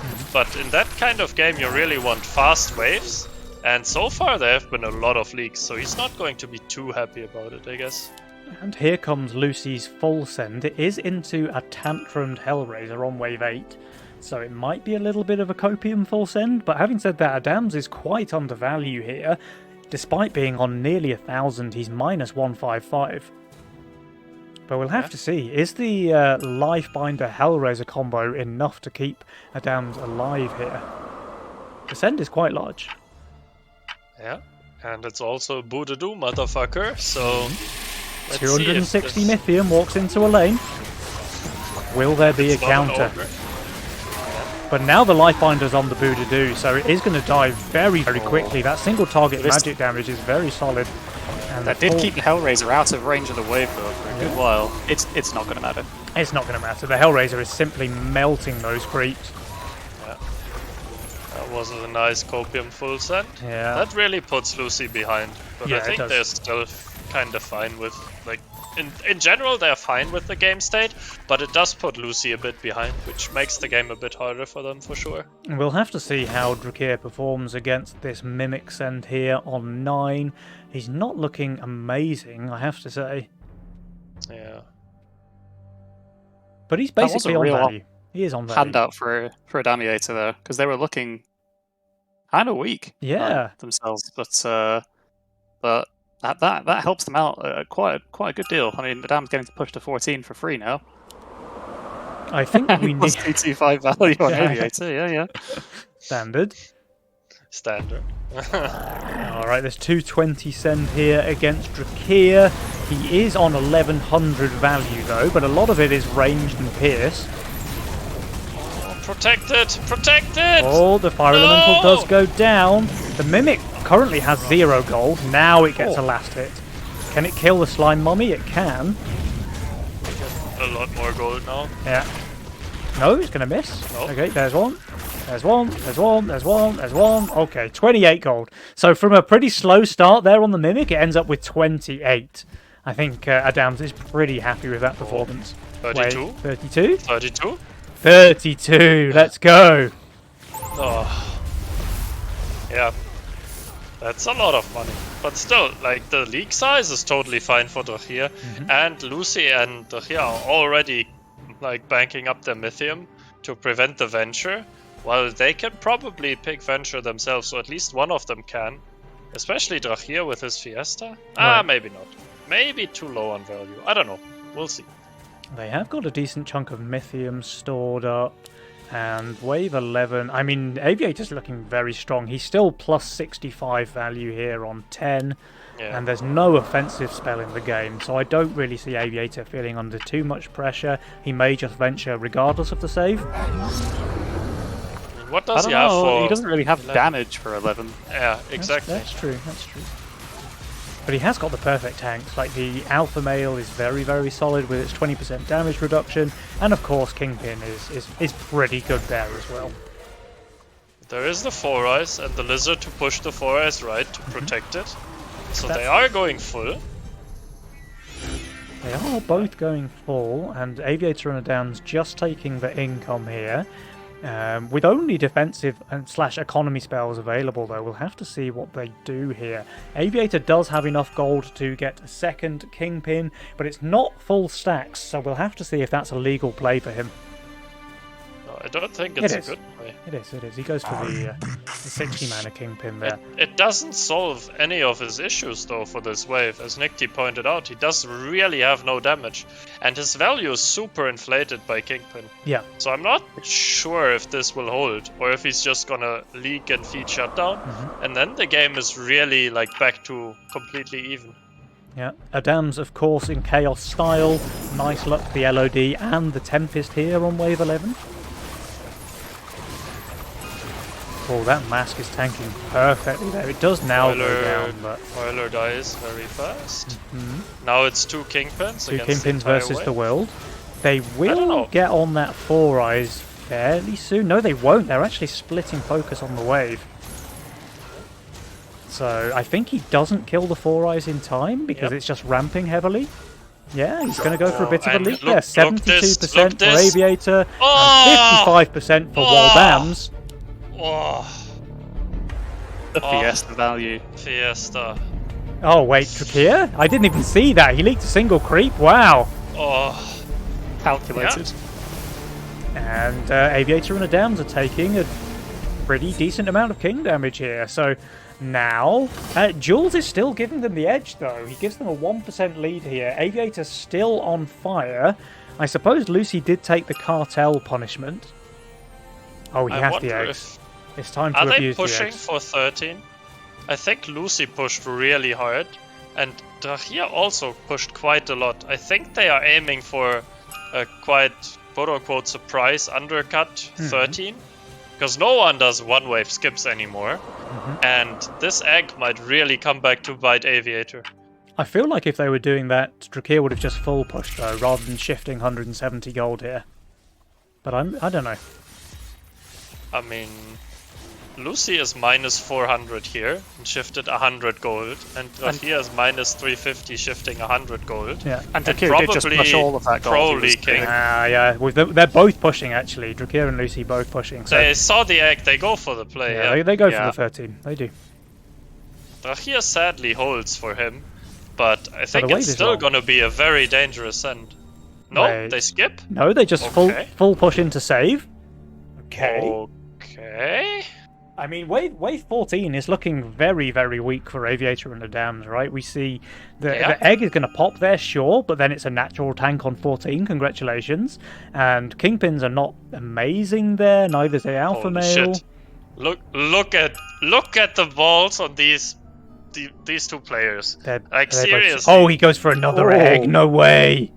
Like, they read Aviator like a fucking book, Yeah. and they are just like, yeah, he's just gonna egg and cringe, and they will save, and we Yeah. just double Sui, save one more wave, and kill them 14. Yeah, And it's wow. gonna work. I mean, the egg dies here, Mm-hmm. so I guess it's not horrible for him. But But- imagine if they did a 13 send here, Aviator would be Egg. giga dead. Yeah. But even like this, I don't really see him holding. Lucy is gonna pro leak here for a long wave as well. One Yeah. creep. Does she get one more? She does. Yeah, she does. This is the perfect She does. pro leak. Very nicely played, Lucy Chen. Yeah. Alright, Adamiator, will they send their Mythium or do they want to save? That is the question. This looks like a bait from Drakir and Lucy, so... And they get jebaited. They save their Mythium, Yeah. and now they will look at their value and the power score and be like, Uh-oh. Well, Aviator is on value, so there's that. I mean, but he's not are we amazing yet. saving? Are we saving for next Nova Cup, maybe? I mean, maybe. This is a pretty fast 0-3 if they lose here. Let's see if Adams presses the harden button. I don't think they read it. I think they just expect this to be the usual, ha, look, we full pushed, wink, wink. But this time, Well, actually, this is pretty tough, man. Like, Aviator, sure, he's on 3.4k value, but a lot of that is in natural tanks, which are not known for their prowess on the 14th wave. He is sniping one of the ogres, well, kind of, it's still alive, actually. he has like very little damage as well. Like he has Adams one coiler, is sure. super undervalued. Adams is super undervalued. And Aviator, yeah, he's going for a bit of a leak as well. There's the home run from Adams, 102%, Aviator 106%. And guys, I think this might be the shortest grand final in Is Nova this Cup that over? we've seen all year. It must be. There's no attack on this king, dude. He cannot handle They the dead? big friends. Yeah. Are they dead? I mean, they didn't even King They're Ops. dead? King Ops would have kept them alive, They're right? just dead! They're just dead! Oh my god. Oh. What a play. Wow. Jesus Really nice fucking read. Christ. Jeepers, man. Wow. Yeah. This is insane. Like, I almost have to take it back because we've seen 2 games being won by workers instead of value, guys. It's unheard of. Yeah. That's weird. That is weird. Like, Adamiator, they wanted to save Mythium. It's kind of ironic, right? Because this is how they won in game number 3 off against Offmer and Widdowson in the semi-final, where they actually pushed workers for once, instead of doing the Dark Tech.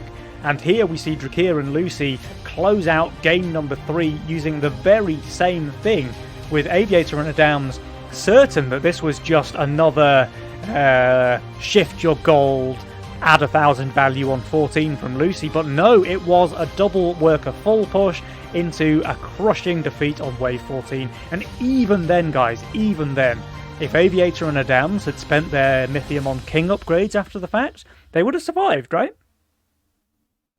Yeah, for sure. I mean, Yeah. it's such a hard call to make, though. Like you say, you've seen Yeah. enough of these games where you fake a Sui, you bait into Ascend on a strong wave, Yeah. and then the game is just fully decided. Mm. So a Damiator feeling like they have to roll the dice there, and unfortunately, didn't play Yeah. out.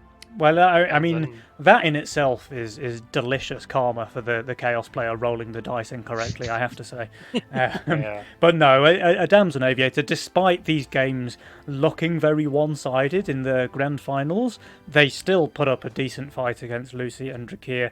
It's just that Lucy and Drakir, I mean, they do seem to be on another level this month. They played phenomenally well here in the grand finals, we have to say. Yeah. So actually, I think I'm going to see if we can get Drakir and Lucy in here for a quick winners interview. We can get it straight from the horse's mouth, if you like. Luckily, I found the option to turn down the soundboard in between games there, so I can still hear it. It just doesn't blast my eardrums anymore. Ah, that's That's a a shame. shame. All right, guys, I've messaged them, so we'll have to see if we can get them in Yeah. here. That was a pretty dominant performance from Drakir and Lucy. Oh, Yeah, probably they the were best not Legion looking around. I think that's the best performance or the best Legion gameplay I've ever seen when I was casting. All right, we've got Probably the most confirmation. fun I've ever had watching Legion, pretty much. Yeah. I have to say, the quotes have been on point from this panel today. I've thoroughly enjoyed myself. I mean, we may not be good casters otherwise, but we sure got our memes on point. Hello. Drakir, the man of the hour. Congratulations. Do we have Lucy Chan joining us as well? I think she was struggling to find the channel. There we go. Lucy Chan, Gambare, well played, you guys. That was, I mean, wow, that might have been the fastest 3-0 we've ever seen in an Overcup finals. Yeah.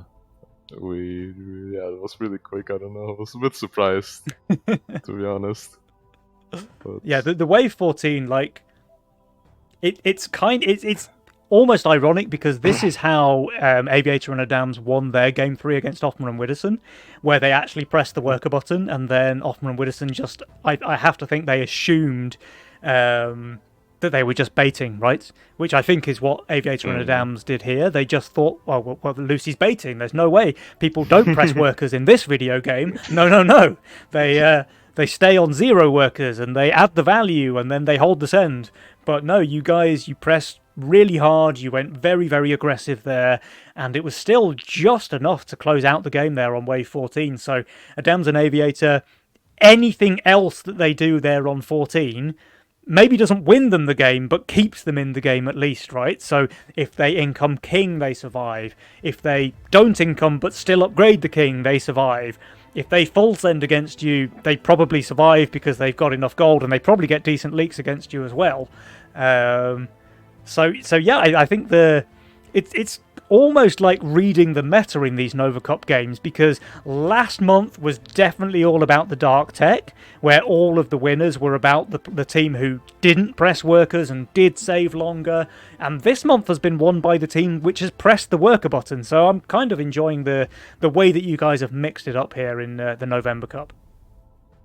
yeah, it was really fun. I mean, it was just like a kind of an all-in play. Like, we knew Aviator had such a big lead from the early game. But, like, really, he was like the highest workers with a full mana kingpin. So I think we just had to go for some like unexpected play. Aviator wants to say Mythium. Fortunately, really does. they kind of did everything to lose that game. Like, they placed the eggs, did a bat on 14. Yeah. They didn't send, they didn't king up.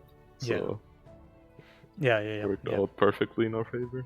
Yeah. And that was the first game where you struggled in the early game. Like the first 2 ones, every early game decision went your way somehow? Like, I'm not saying it was luck. I just want to, like, you made the Yeah, correct I know calls and it what was you really mean. well played.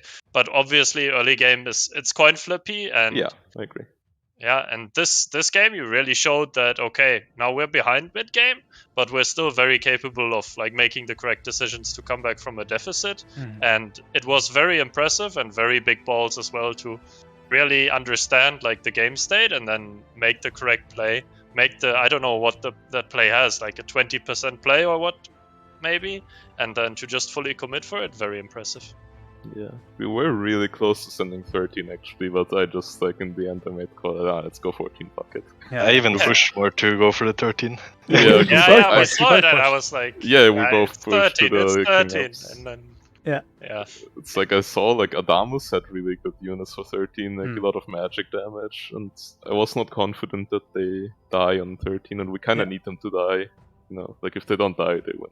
Yeah. But then you saw Aviator drop his second egg there on 13, and Yeah, he would that have was been nice. he would have been very, very weak to ascend on 13. But Yeah. I mean, it wasn't much better on 14 either. To be fair. Exactly. The dead egg, it's not really good on 14. Yeah. But I mean, that was game number 3, right? Which was probably the closest one of the series. Game 1 and 2, my God, you guys were stomping those 2 games. I mean, Drakir was just giga snowballing in both games, and we have to say, FC Lucy, Mrs. Enabler over there in lane 2. You did a fantastic job of enabling your teammate, and I really hope you were pinging the power scores and saying enabled, disabled there when Drakir was on top in both I games. didn't, sadly. Oh, you missed out. I mean, I just think the value. Yeah. So you may have won the Nova Cup, but unfortunately you've lost the moral advantage there by not pinging the power scores. Yeah. But I mean, Drakir, your snap YOLO pick in game 1 into what I have to describe as an illegal YOLO roll. Yeah, that was just a very, beautiful. very nice roll. The pair of you with your dog tamer build actually in game 1, that was probably the most number of dogs I've seen on the field in some time. Yeah. I mean, it was just a perfect YOLO roll for that situation, and especially Aviator like sending me pretty much every wave early game. Yeah. Like at least for the first couple waves, just I think I was 12 workers on 6. Yeah. That was really like nice. And at that point, like I leak 8, but it doesn't really matter because I'm Yeah, just too far ahead. You didn't even leak too badly on 8. Yeah, You kind of suicided, but not full suicide, and then fixed your wave through income alone, right, by the time wave 8 came around. And Lucy, of course, holding there as well, so playing the perfect support role there, covering your leak while you have crazy high workers. And you know, the pair of you just played phenomenally well. So how many Nova Cups is that now that you guys have won? Together it's the 5th one now, and for me it's the 6th. Because I had that one with Genome.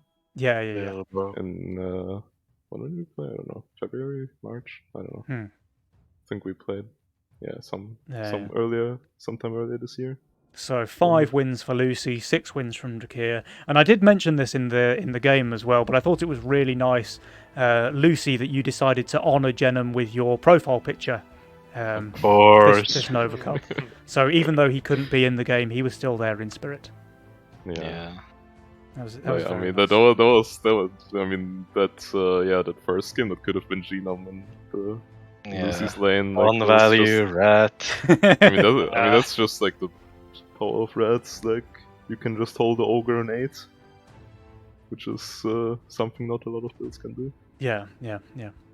And you got like really nice aggro there as well, and just perfectly covering, not really taking any king damage, piling on the pressure. It was just a clinic, I have to say, from you two guys. So now we've come to the end of the year, guys. This is our last Nova Cup of 2023. And with your 6 victories, Drakir, I think that does mean that you will have the most Nova Cup points, I'm pretty sure. So you should get that trophy, badge, avatar, whatever it is in the works for you there. So congratulations. I think, Lucy, you probably earned one as well. How are you guys thinking, now that we're coming towards the end of the year, how are you feeling about the current meta? Are you enjoying the state of the game? Is there anything you particularly like to see change? I mean, I think it's still a bit weird, like the mid-game situation. Like, there is definitely, like, we we showed in the last game, there's definitely room for like aggressive plays, but I feel like they're like a lot harder to pull off than just like Yeah. not doing those. So I feel like some change that tries to help that would be great. And More they're risk than very- reward. Sorry, Lucy, go ahead. More risk than reward usually. Yeah, that's what I was going to say as well. Exactly, like those plays that you guys made, they can work, but you have to 100% commit to them. Like if you guys don't basically double Sui push there on wave 12 and 13, then you don't win on 14, and if you don't win on 14, you probably lose the game, right? So yeah, and they could also just decide to do like 60 Mythium worth of king ups, and then they also don't die. So yeah, it's exactly, just exactly, yeah. so many factors that can go wrong. Yeah, they can basically do anything, whereas your kind of all-in play, everything has to go right for that to work for you guys. So I do think that something to mix that up, whether it's a mid-game worker buff or something like that, would be nice to see in 2024, so that we can mix the meta up a little bit for sure. Yeah, I agree. And what about you, Lucy? Anything you'd like to see? Not in particular, to be honest. Okay, fair enough. Fair enough. I'm happy with the game for the most part. And you play quite a lot, is that right? Yeah, a bit. you played a game or couple two. games, yeah. How many are you on? Like 6,000, 7,000 games this year? This year, I think I'm on. What is it? Is it 7? That's Okay, just sure. absolutely insane. I think that's Oh, no, probably It's like 5, right? No, th- 4. This year 4K. 4.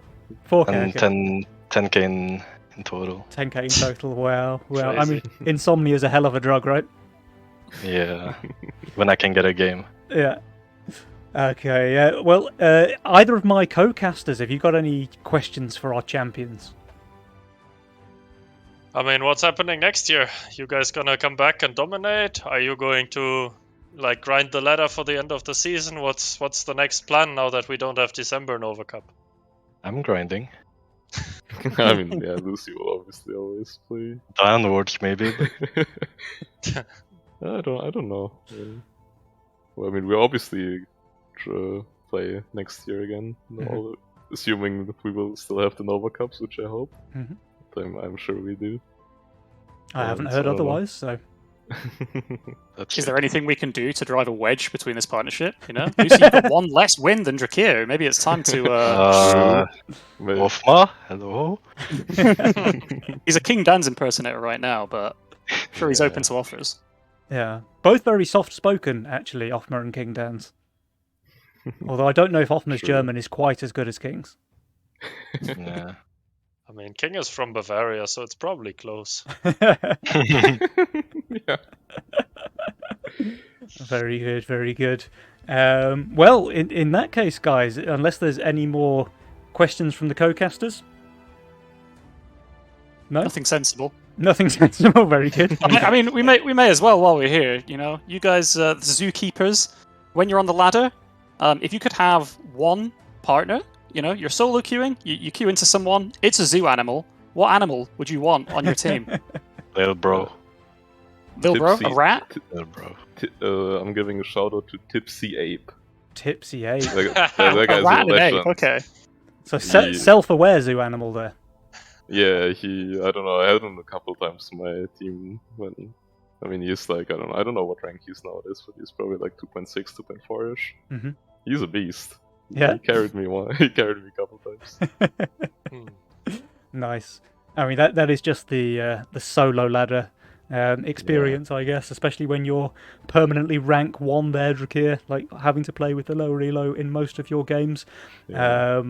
But guys, I guess that's probably about all we have time for here. It's been a very emotional year of Nova Cup games.